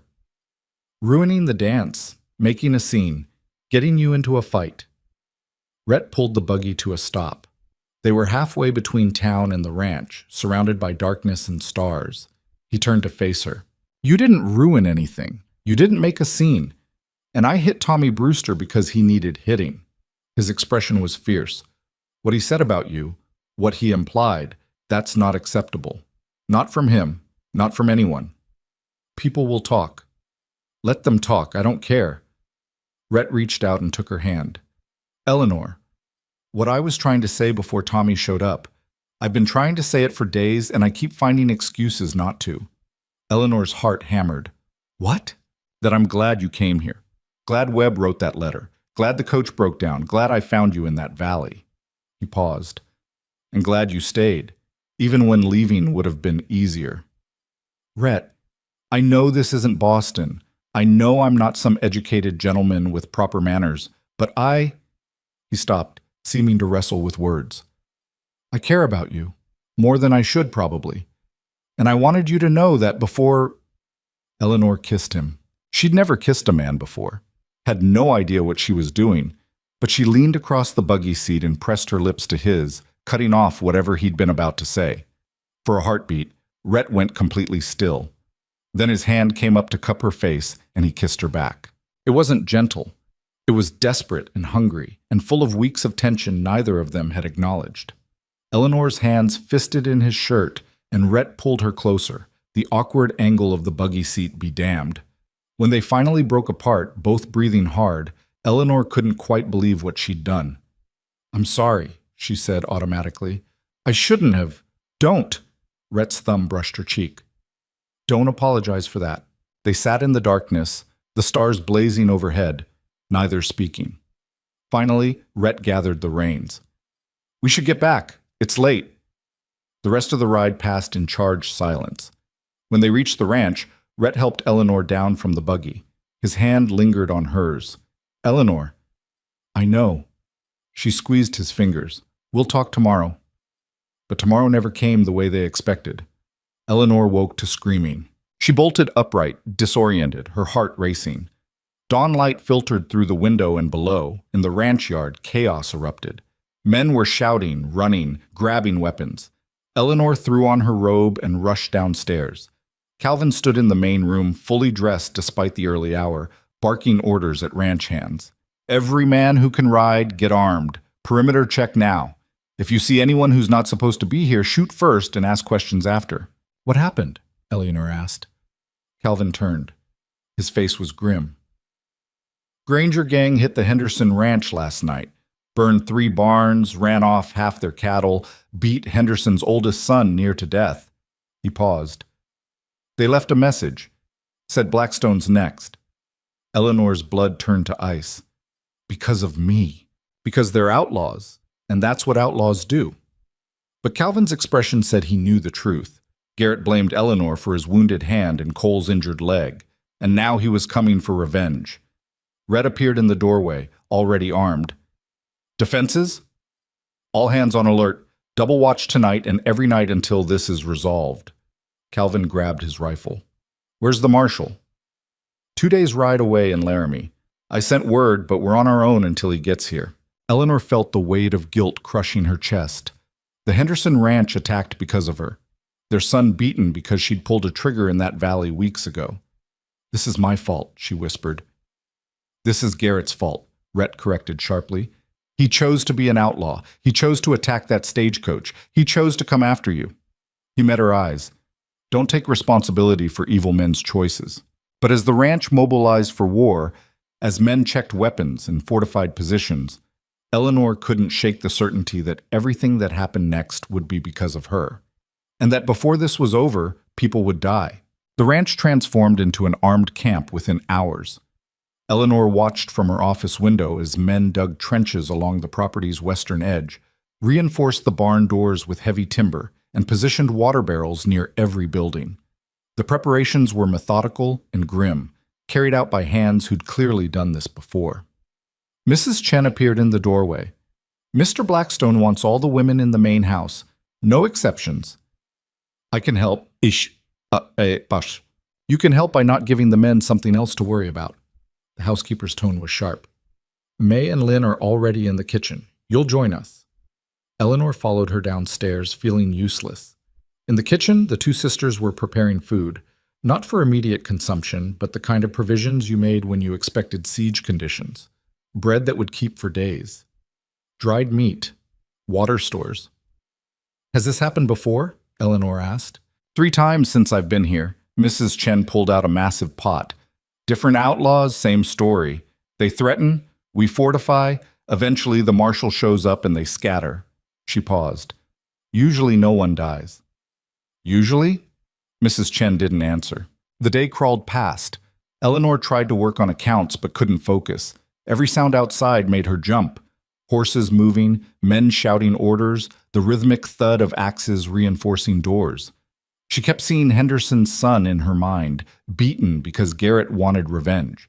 By evening, the ranch looked like a military installation. Every approach was watched, every building secured. Calvin had positioned his best shooters on the main house roof and in the barn loft, giving them clear sight lines across the property. Rhett found Eleanor at sunset. She was standing on the back porch, staring at the darkening hills. "You should be inside." "I needed air." Eleanor didn't turn. "How bad is it?" "Bad enough. Garrett's got maybe 8 men left after we scattered them at the stagecoach. More if he's recruited since then." Rhett leaned against the porch rail. "Henderson said there were at least 10 in the attack last night. 10 against how many of us? Counting everyone who can shoot? 15, maybe 16? He was quiet for a moment. "Those aren't terrible odds if they come straight at us. But Garrett's not stupid. He'll try something else." Eleanor finally looked at him. "Like what?" "Fire, probably. Wait for wind, hit the outer buildings, try to draw us out fighting the flames. Then attack while we're scattered and distracted." Rhett's expression was hard. "It's what I do." The cold calculation in his voice reminded Eleanor that Rhett wasn't just a rancher. He was someone who understood violence intimately, who could think like the men hunting them because he'd probably done similar things himself. "Were you in the war?" she asked suddenly. Rhett was quiet for so long she thought he wouldn't answer. Then, "Yeah, cavalry. Wyoming Territory militia before that, fighting Cheyenne raiders." He stared at the distant mountains. "I was 17 when I killed my first man. Thought it would feel like something, triumph, horror, anything. It didn't, just felt necessary." "Does it still feel necessary?" "Sometimes." He met her eyes. "If Garrett comes for you, it'll feel very necessary." Eleanor's throat tightened. "I'm sorry I brought this down on you, on all of you." "You didn't bring anything. Garrett chose this same way he chose every other evil thing he's done." Rhett straightened.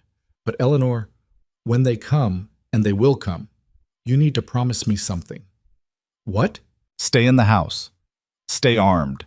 And if it comes down to it, if they get past us..."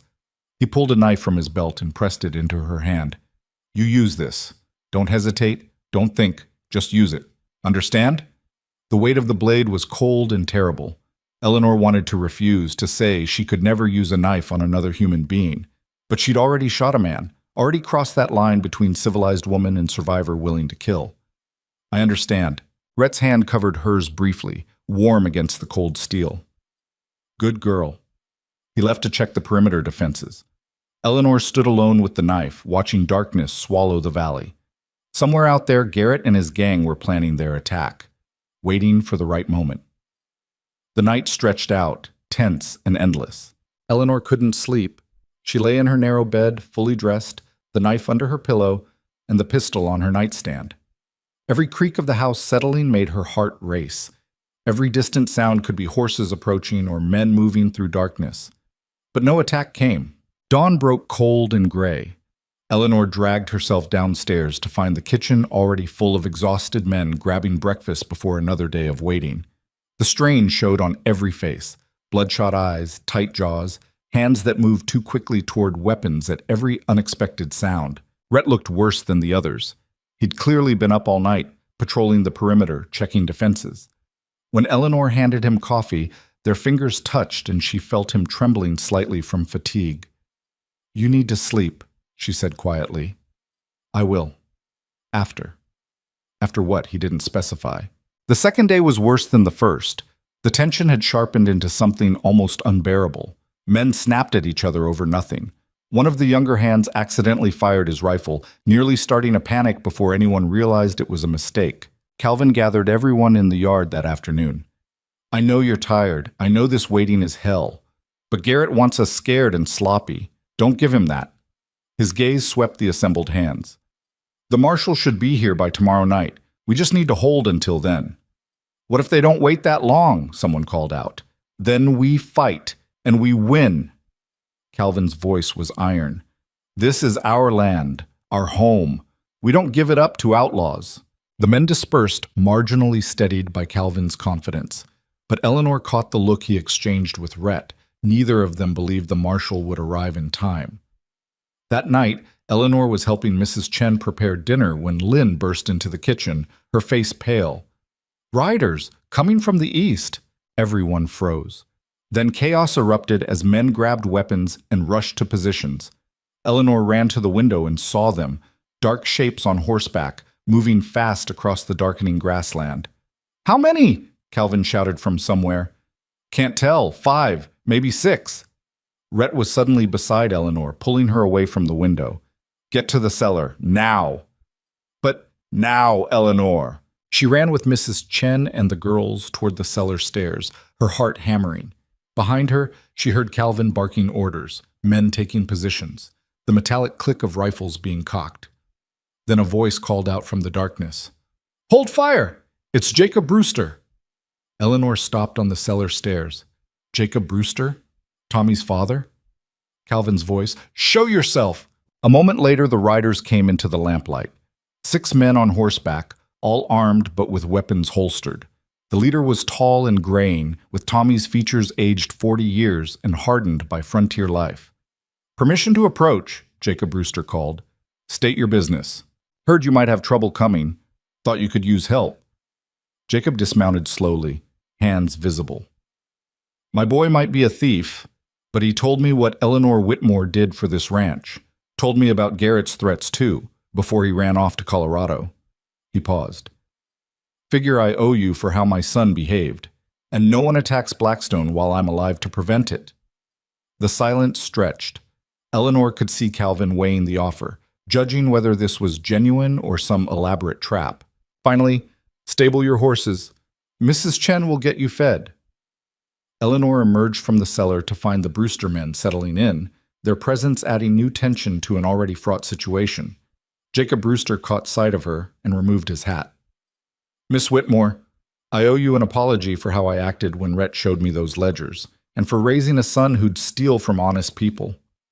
Eleanor didn't know what to say. "Your son made his own choices." "He did, but I taught him to think he was above consequences because of our name." Jacob's weathered face was heavy with regret. "That ends now. Whatever happens tonight, my men are yours to command." That changed everything. 6 more guns, 6 more pairs of eyes. The odds had just shifted in their favor. Rhett appeared at Eleanor's elbow. "Brewster's men are taking positions along the north fence. That covers our weakest approach." He looked exhausted, but relieved.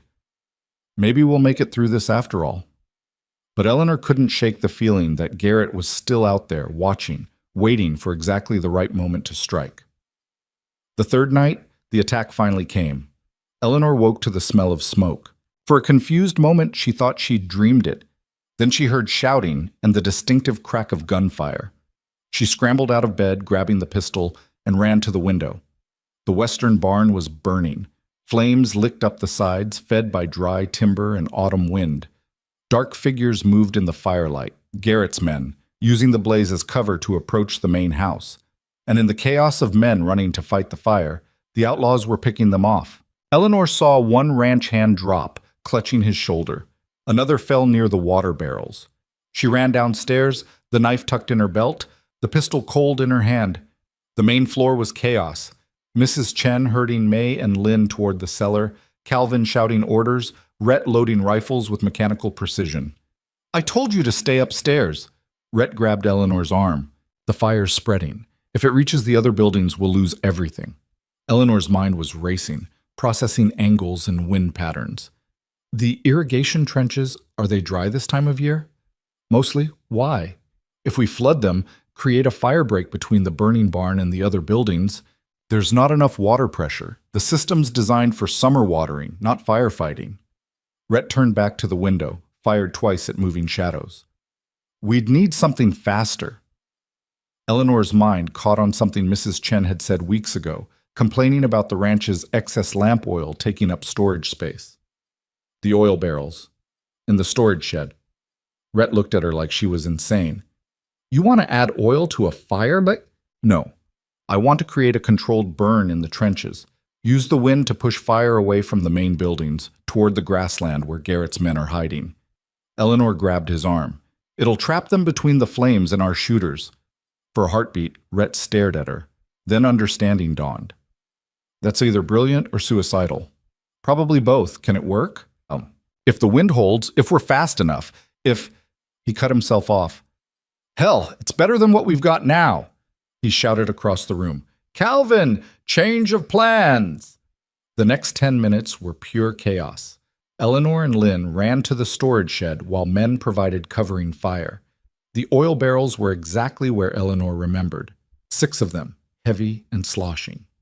They rolled 3 to the nearest irrigation trench, working frantically while bullets whined overhead. This is insane, Lynn gasped, her face streaked with soot. I know. Keep moving. They dumped the first barrel into the dry trench, the oil spreading in thick streams. Eleanor grabbed a lantern from the shed, her hands shaking so badly she nearly dropped it. Rhett appeared beside her. I'll do it. Get back to the house. It's my plan, and I'm not letting you burn to death if this goes wrong. He took the lantern. Go. Now. Eleanor ran with Lynn back toward the house, her lungs burning from smoke. Behind her she heard the whoosh of oil catching fire. Then the wind grabbed it, and the flames roared to life, racing along the irrigation trenches in blazing lines. The effect was immediate and terrifying. The controlled burn created a wall of fire that spread outward, pushed by the wind, moving fast across dry grass toward the locations where Garrett's men had been hiding. Eleanor watched from the house window as dark figures scrambled away from the advancing flames, abandoning cover, exposing themselves. Calvin's shooters didn't hesitate. Gunfire erupted from the house and barn loft, picking off the fleeing outlaws. 3 went down immediately. The others scattered, caught between fire and bullets with nowhere to hide. Eleanor saw Garrett himself, unmistakable even in the firelight by his massive size, trying to rally his men. But the chaos was too much. The gang broke, individual riders fleeing in different directions. They're running, someone shouted, but Rhett's voice cut through the celebration. Hold positions. This isn't over. He was right. Even as most of Garrett's gang fled, a small group was circling toward the main house's blind side, using the smoke and confusion as cover. Eleanor saw them moving and opened her mouth to shout a warning. Then the back door exploded inward. 2 outlaws burst into the kitchen where Mrs. Chen and the girls had been hiding. Eleanor heard screaming, the crash of furniture. She ran toward the sound without thinking, the pistol raised. The scene she found was nightmare. One outlaw had Mrs. Chen by the arm, his knife at her throat. The other was advancing on May, who'd backed into a corner clutching a kitchen knife. Everyone stop! The outlaw, holding Mrs. Chen, scarred face, wild eyes, jerked his blade closer. Drop your weapons or the old woman dies. Eleanor's hands shook. The pistol felt impossibly heavy. She'd shot Cole from a distance, fired at shadows. This was different. A man's face, real and human. Mrs. Chen's life balanced on the edge of his blade. I said drop it. Eleanor lowered the pistol slowly, her mind racing. If she dropped it, they were all dead. If she didn't, Mrs. Chen died first. Then May moved. The girl lunged forward with the kitchen knife, not at the man threatening her, but at the one holding Mrs. Chen. The blade caught him in the side and he screamed, releasing the housekeeper.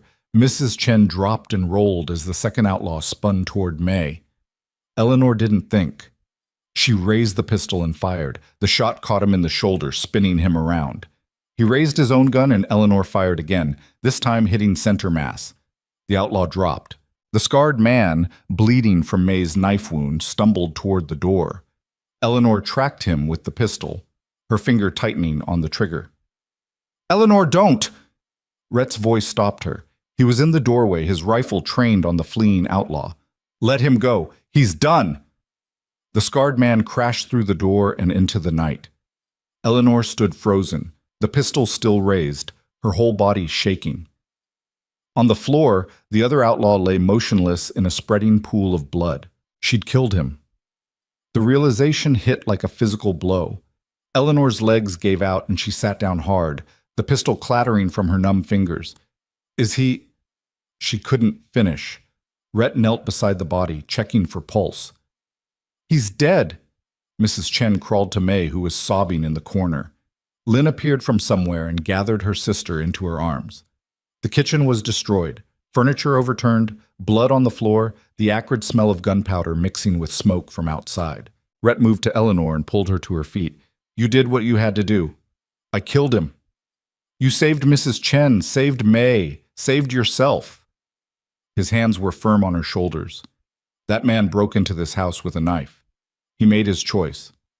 Eleanor looked at the body, at the man she'd killed, and felt nothing. No horror, no guilt, no triumph, just a vast emptiness where emotion should have been. "Eleanor." Rhett's voice pulled her back. "Stay with me. I need you here." She forced herself to focus. "The others?" "Scattered. Jacob's men are pursuing the ones who ran. We lost 2 hands, Miller and young Jack.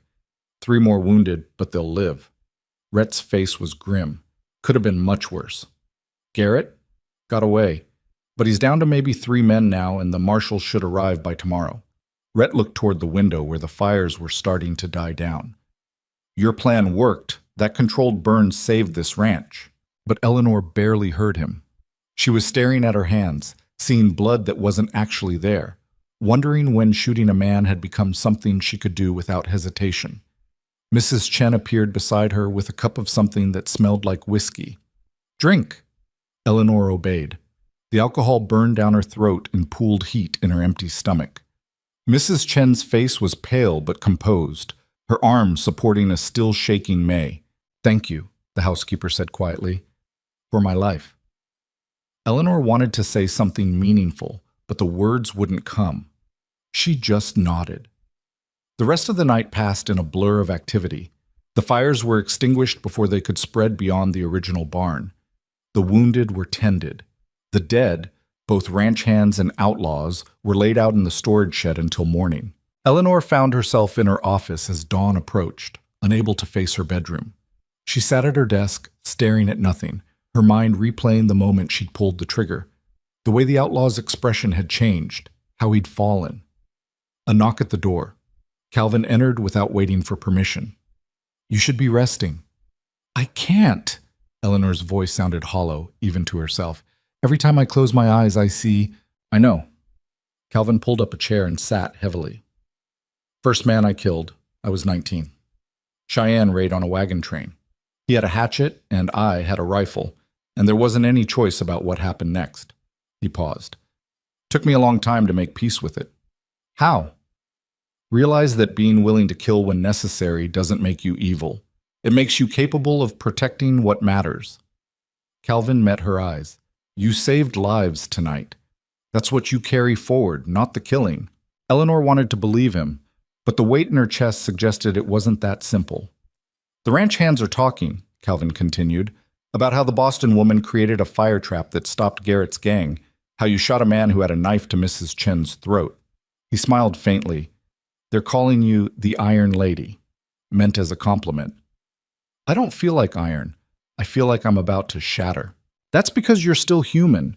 The day you stop feeling is the day you should worry." Calvin stood. "Get some rest. That's an order from your employer." After he left, Eleanor sat alone with her thoughts. Through the window, she watched the ranch slowly come back to life. Men clearing debris, repairing damage, moving with the resilience of people who'd survived and would keep surviving. Rhett appeared in his doorway. He looked like death, covered in soot and ash, a fresh bandage on his left arm, exhaustion written in every line of his face. "You're hurt," Eleanor said. "Grazed. It's nothing." He came into the office and sat on the edge of her desk. "Jacob's men are staying another day. Make sure Garrett doesn't come back for a second try." "Will he?" "No, we broke him. He'll run for Canada or Mexico, and that'll be the end of it." Rhett studied her face. "How are you?" "I don't know." Eleanor's throat tightened. "I keep thinking about that man, who he was, whether he had family, what brought him to the point of breaking into houses with knives. He made choices that led him here, same as we all do."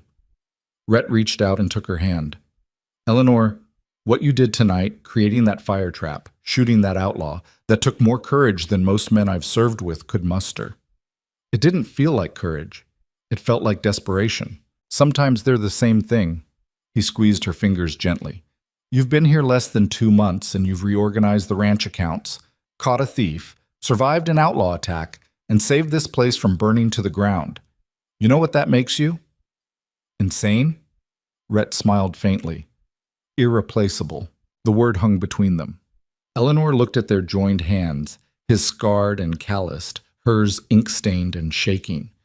She thought about the kiss in the buggy, about the way Rhett watched her when he thought she wasn't looking, about the fear she'd felt when bullets were flying and she'd realized he might die. Rhett, I need to tell you something. Later. He stood, pulling her to her feet. Right now you need sleep, real sleep, not sitting in your office pretending to work. I can't. You can. And you will. He guided her toward the stairs. I'll be right outside your door. Nothing's getting past me. Eleanor was too exhausted to argue. She let Rhett walk her to her room, where he checked the window locks and made sure her pistol was loaded. Sleep, he ordered. I'll wake you if anything happens. Eleanor lay down fully clothed, certain she'd never actually fall asleep. But the moment her head touched the pillow, darkness dragged her under. She woke 12 hours later to afternoon sunlight and the smell of cooking food. For a confused moment, she thought the attack had been a nightmare. Then she saw the soot still staining her hands and knew it was real. Downstairs, the kitchen was bustling. Mrs. Chen directed operations with her usual efficiency, though Eleanor noticed the housekeeper flinched at sudden noises. May and Lynn worked quietly, their faces still pale. You're awake. Mrs. Chen thrust a plate of food at Eleanor. Eat! You look like a ghost. Eleanor obeyed, surprised to find she was ravenous. The food was simple. Bread, cheese, cold beef, but it tasted better than anything she could remember. Rhett appeared, cleaner than last night, but still exhausted. Marshal's here. Arrived an hour ago with 6 deputies. They're taking statements. Did they find Garrett? Trail went cold 20 miles north. He's in the wind. Rhett poured coffee.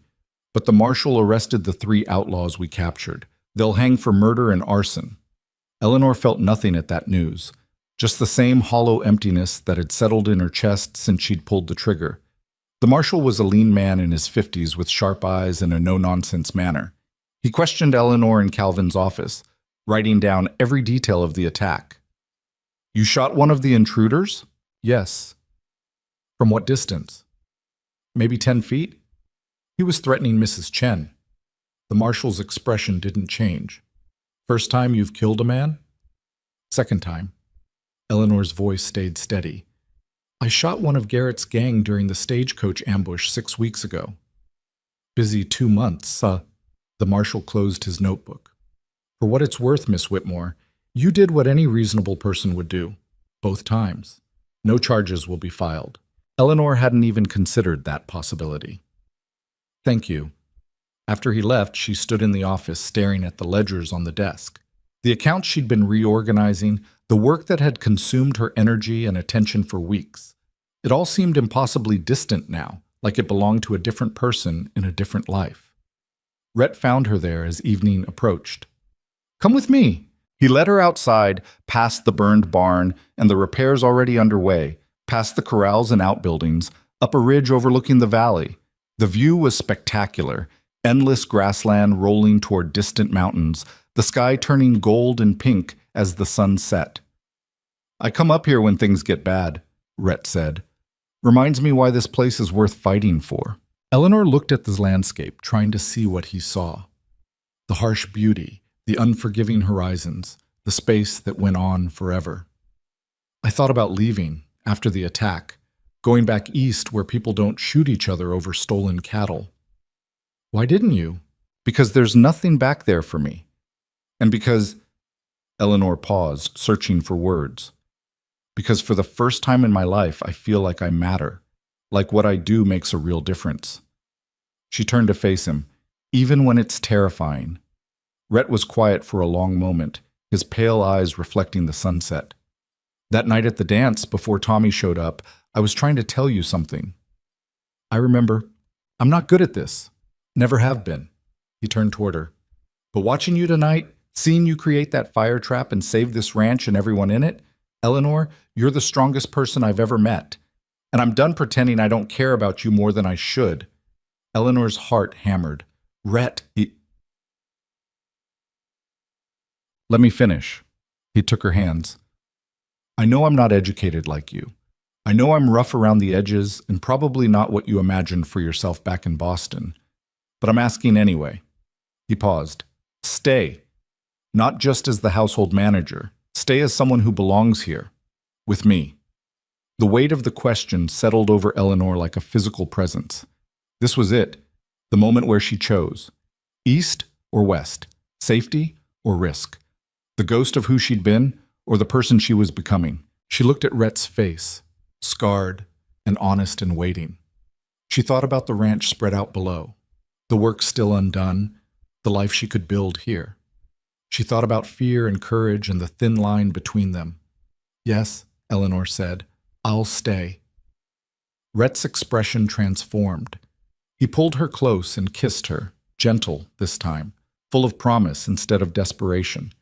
Eleanor leaned into him, feeling the last of her old life fall away. When they finally broke apart, the sun had set completely. Stars were beginning to emerge in the darkening sky. Thousands of them, more than Eleanor had ever seen in Boston. We should get back, Rhett said. People will talk.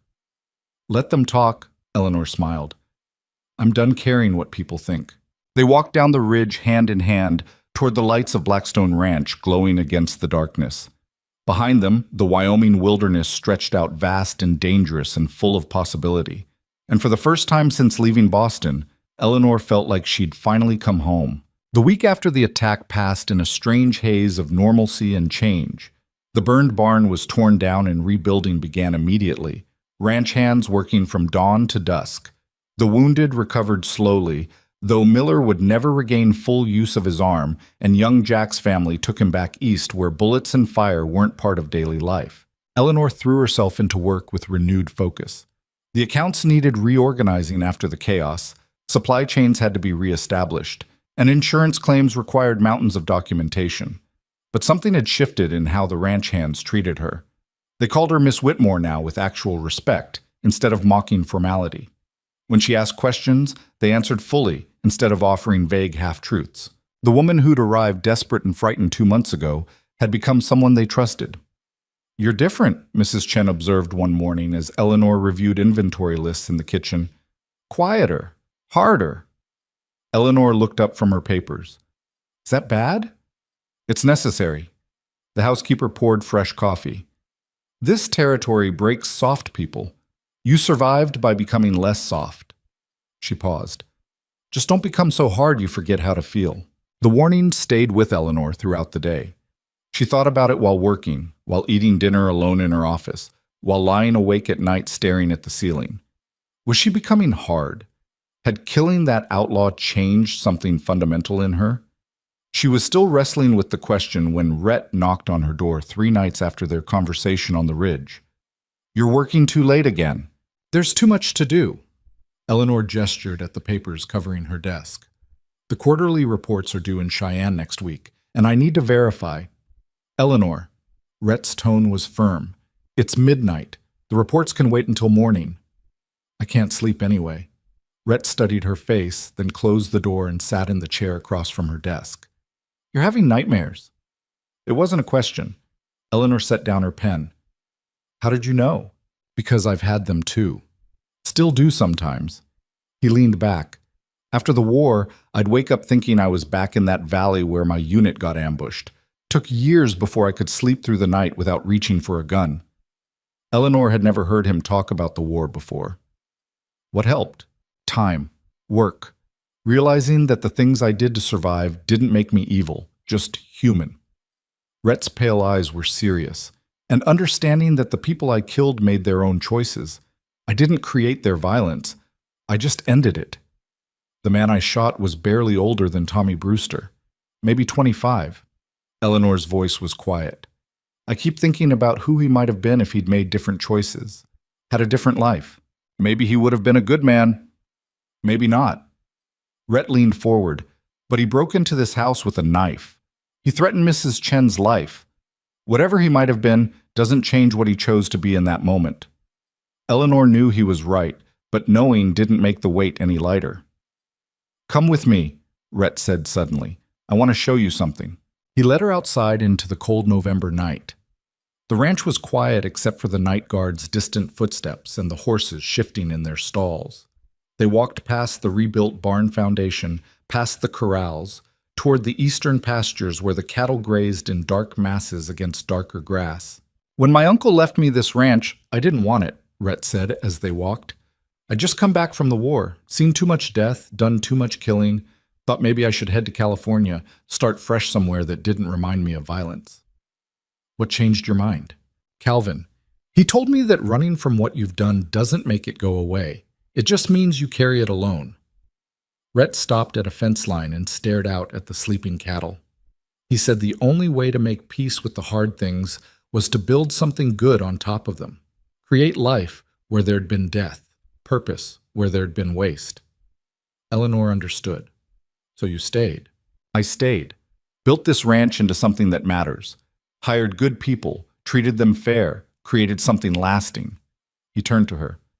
"The man you killed? He's gone. Nothing changes that.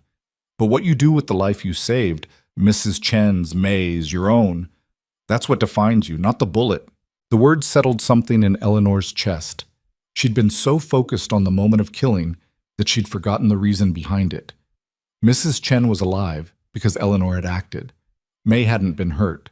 The ranch still stood. That had to count for something. "Thank you," she said quietly. Rhett took her hand. "You're welcome. Now let's get you to bed before you collapse from exhaustion." They walked back to the house in comfortable silence. At the stairs, Rhett paused. "Eleanor, about what I said on the ridge, about you staying with me, I meant it, but I want you to be sure before—" Eleanor kissed him, cutting off whatever disclaimer he'd been about to make. When they broke apart, she smiled. "I'm sure." "Good." Rhett's expression was relieved. "Because Calvin's been pestering me for 3 days about when I'm going to make an honest woman of you." Eleanor laughed, the sound surprising her. "Calvin said that?" "In cruder terms, but yes."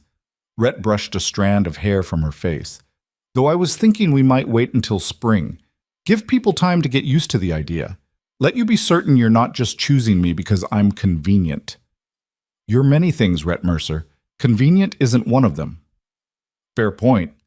He smiled, the expression transforming his usually serious face. "Spring, then?" "Spring," Eleanor agreed. But winter came first, and with it new challenges. Snow buried the valley in December, isolating the ranch for days at a time. Supplies ran low despite Eleanor's careful planning.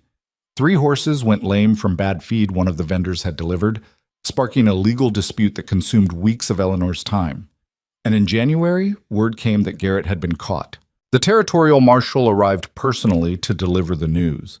Garrett and the surviving members of his gang had been arrested in Montana after attempting to rob a bank. 2 were dead from the shootout. Garrett himself was wounded but alive, awaiting trial.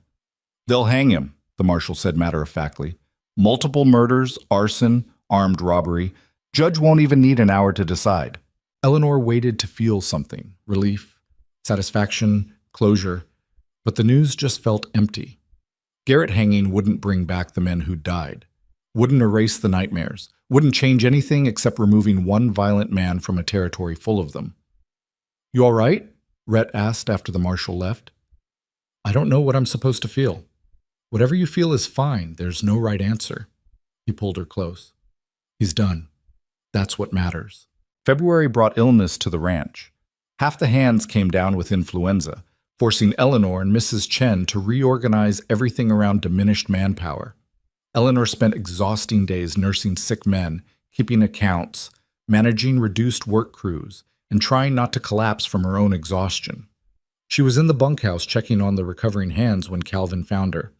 "You look terrible," he said bluntly. "Thank you. Very encouraging." Eleanor wiped sweat from her forehead.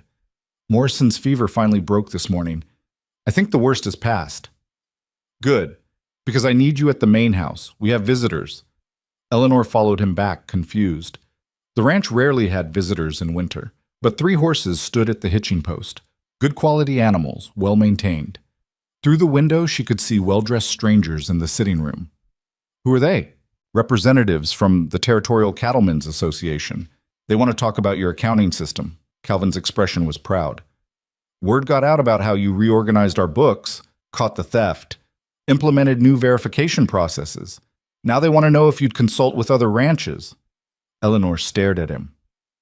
What? Pays good. You travel to different ranches, assess their accounting situations, set up similar systems to what you built here. Calvin opened the door. Could make you financially independent, give you real standing in the territory. The offer was tempting. Financial independence meant security, meant never having to depend on anyone's charity again. But it also meant leaving the ranch for weeks at a time, traveling across a territory that had tried to kill her multiple times. I need to think about it, Eleanor said. The meeting was professional and surprisingly respectful. The association representatives, 2 older ranchers and a younger man introduced as the territorial accountant, listened as Eleanor explained her system. They asked intelligent questions, took detailed notes, and offered terms that made Eleanor's head spin. $200 per consultation, plus expenses. Potentially 5 or 6 consultations over the spring and summer. More money than she'd ever imagined having. After they left, Eleanor sat in Calvin's office trying to process the offer.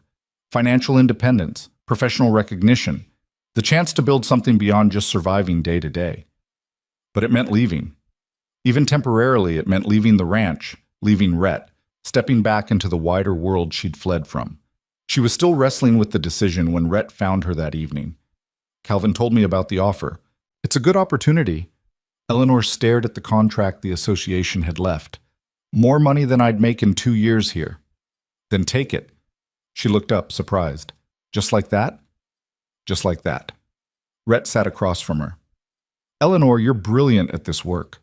You reorganized this ranch's entire financial system in weeks. Other ranches need that expertise. He paused. And you deserve to be recognized for it. But it means leaving, traveling, being gone for weeks. I know. Rhett's expression was steady. And I'll miss you every day you're gone. But I'm not going to hold you back from opportunities because I want you close. That's not love. That's possession. The word love hung between them, acknowledged for the first time. Eleanor felt tears prick her eyes. I'm terrified, she admitted, of leaving, of traveling alone, of putting myself back out in a territory that's tried to kill me twice. I know, but you're also the woman who shot an outlaw to save Mrs. Chen's life, who created a fire trap that stopped Garrett's gang, who crossed half a continent alone because staying in Boston meant giving up. Rhett reached across the desk and took her hand. You're not that frightened girl who arrived here anymore. You're someone who survives. Eleanor looked at their joined hands, calloused and ink-stained, marked by work and violence and determination. He was right. She'd changed. The desperate woman who'd hidden behind a log with 3 bullets had become someone who could face threats head-on and win. I'll take the contract, she said, but I want to wait until after... She stopped, suddenly shy. After we're married? Rhett smiled. Already planned for that. Talked to the minister in Sweetwater last week. You what? Figured spring meant April or May. Wanted to make sure he'd be available. Rhett's expression was innocent. Unless you've changed your mind... Eleanor threw a ledger at him. He dodged, laughing. April, she said firmly. And nothing fancy. Just us and the people who matter. Deal. March brought the first hints of spring and a letter that changed everything. It arrived on a Tuesday, forwarded through 3 different postal stations, and bore a Boston return address Eleanor didn't recognize. She opened it at her desk, expecting some final detail about her father's estate or a creditor she'd forgotten. Instead, she found news that stopped her breath. The letter was from a lawyer representing her father's business partner, a man Eleanor had assumed was dead or fled after the business collapsed. But he'd apparently resurfaced in New York, made a fortune in railroad investments, and felt guilty about abandoning her father. Guilty enough to offer restitution of $5,000. $5,000. More money than Eleanor had ever imagined. Enough to pay back every debt her father had left, with plenty remaining. Enough to return to Boston if she wanted, to reclaim some version of her old life. Eleanor sat staring at the letter until the words blurred. She could go back, return to civilization, to culture, to a world where women didn't shoot outlaws or create fire traps. She could rebuild her father's name, restore her family's reputation, live the life that had been stolen from her. Or she could stay. Rhett found her an hour later, still sitting motionless at her desk. What's wrong? Wordlessly, Eleanor handed him the letter. She watched his face as he read, seeing understanding dawn. "That's a life-changing amount of money," he said carefully. "Yes." "Enough to go back east if you wanted." "Yes."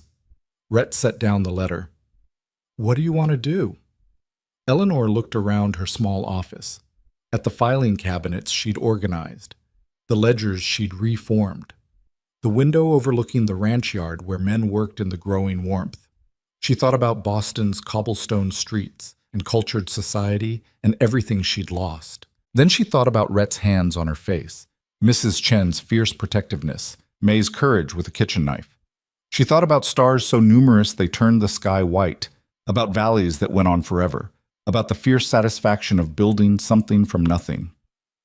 "I want to pay back my father's debts," Eleanor said slowly. "Clear his name so it's not remembered as the man who died in disgrace. And then I want to invest the rest in this ranch. In our future." Rhett's expression transformed. "You're sure?" "I'm sure." Eleanor stood and walked to him.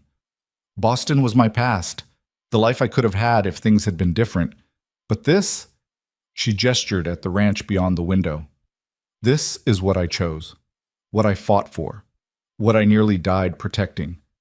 I'm not giving it up for ghosts." Rhett pulled her close, his arms solid and warm. "I love you," he said quietly. "Probably have since you shot Cole in the leg without flinching." Eleanor laughed against his chest. "I was terrified." "You were magnificent." He tilted her face up to his. "And you're going to be an even more magnificent wife." They were married on a bright April morning when the valley was green with new growth and wildflowers carpeted the hills. The ceremony was small. Calvin and Mrs. Chen, the ranch hands, May and Lynn in their best dresses, Jacob Brewster and several neighboring ranchers who'd become friends through the winter. Eleanor wore a dress she'd made herself with Lynn's help, simple blue cotton with lace at the collar. No veil, no elaborate preparations, just her and Rhett standing in front of the minister while the wind moved across the grassland and hawks circled overhead. "Do you, Eleanor Whitmore, take this man?" "I do." "Do you, Rhett Mercer, take this woman?" "I do." The kiss was gentle and brief, appropriate for the watching crowd. But Eleanor felt the promise in it. Years stretching ahead, challenges to face together, a life built from scratch in unforgiving territory. The celebration afterward was raucous and joyful. Mrs. Chen had prepared enough food to feed twice their number.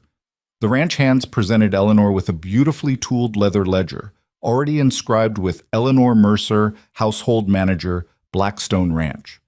Calvin gave them land, 200 acres bordering the main property where they could build their own house someday. Jacob Brewster approached Eleanor during the dancing.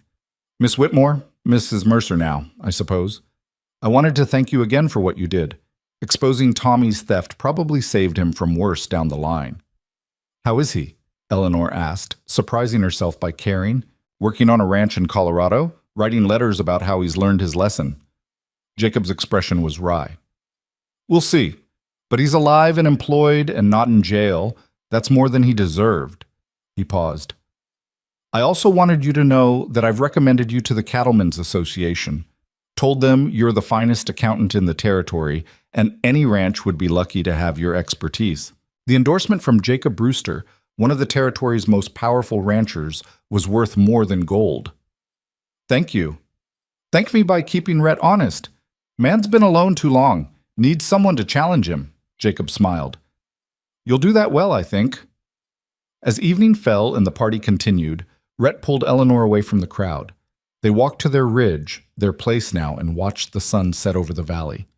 "You happy?" Rhett asked. Eleanor considered the question honestly.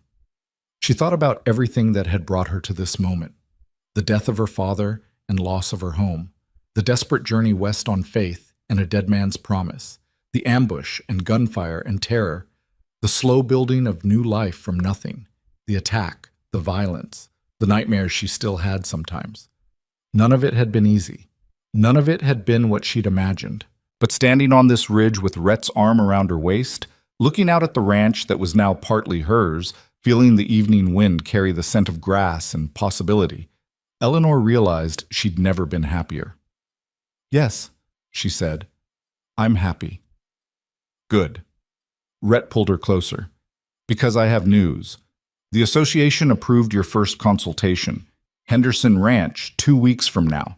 They want you to assess their accounting disaster and recommend solutions. Eleanor smiled. The Henderson Ranch, attacked by Garrett's gang the same night as Blackstone, now asking for her help to rebuild better. It felt like closing a circle. I'll do it.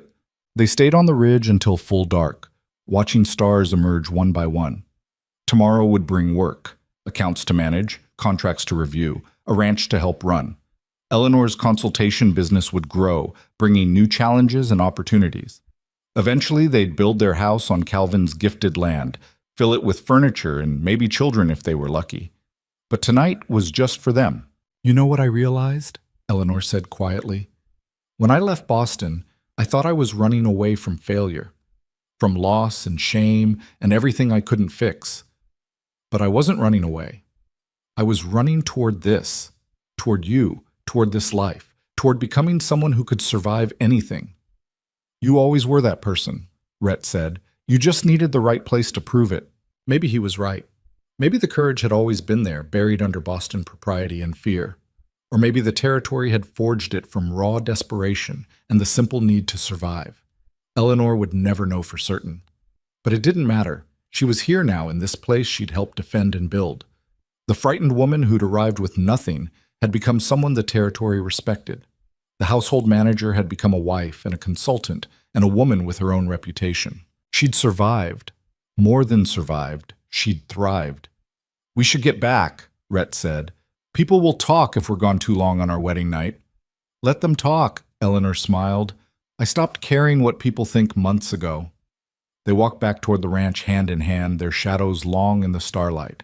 Behind them, the Wyoming wilderness stretched out vast and dangerous and beautiful. Ahead, the ranch glowed with lamplight and music and the people who'd become family. Eleanor had left Boston searching for a simple job and basic survival. Instead, she'd found a dangerous cowboy, a surrogate family, a home worth fighting for, and a version of herself she'd never known existed. She'd learned that courage and terror often looked identical, that survival sometimes required violence, and that the hardest choices often led to the best outcomes. The territory had tried to break her, had thrown outlaws and gossip and fire at her defenses. But Eleanor had faced everything with the same determination that had carried her west. The stubborn refusal to give up even when giving up seemed rational. And in the end, that determination had transformed her from someone fleeing her past into someone building her future. As they reached the house and rejoined the celebration, Eleanor caught Mrs. Chen's eye across the room. The housekeeper raised her glass in silent salute, one survivor to another, acknowledging the strength it took to endure. Eleanor raised her own glass in return. She'd come west with nothing but a suitcase and desperate hope. Now she had everything that mattered: love, purpose, belonging, and the unshakable knowledge that she could handle whatever came next. The Wyoming Valley had tested her and found her worthy, and Eleanor Mercer was done running from anything. She was finally, completely home.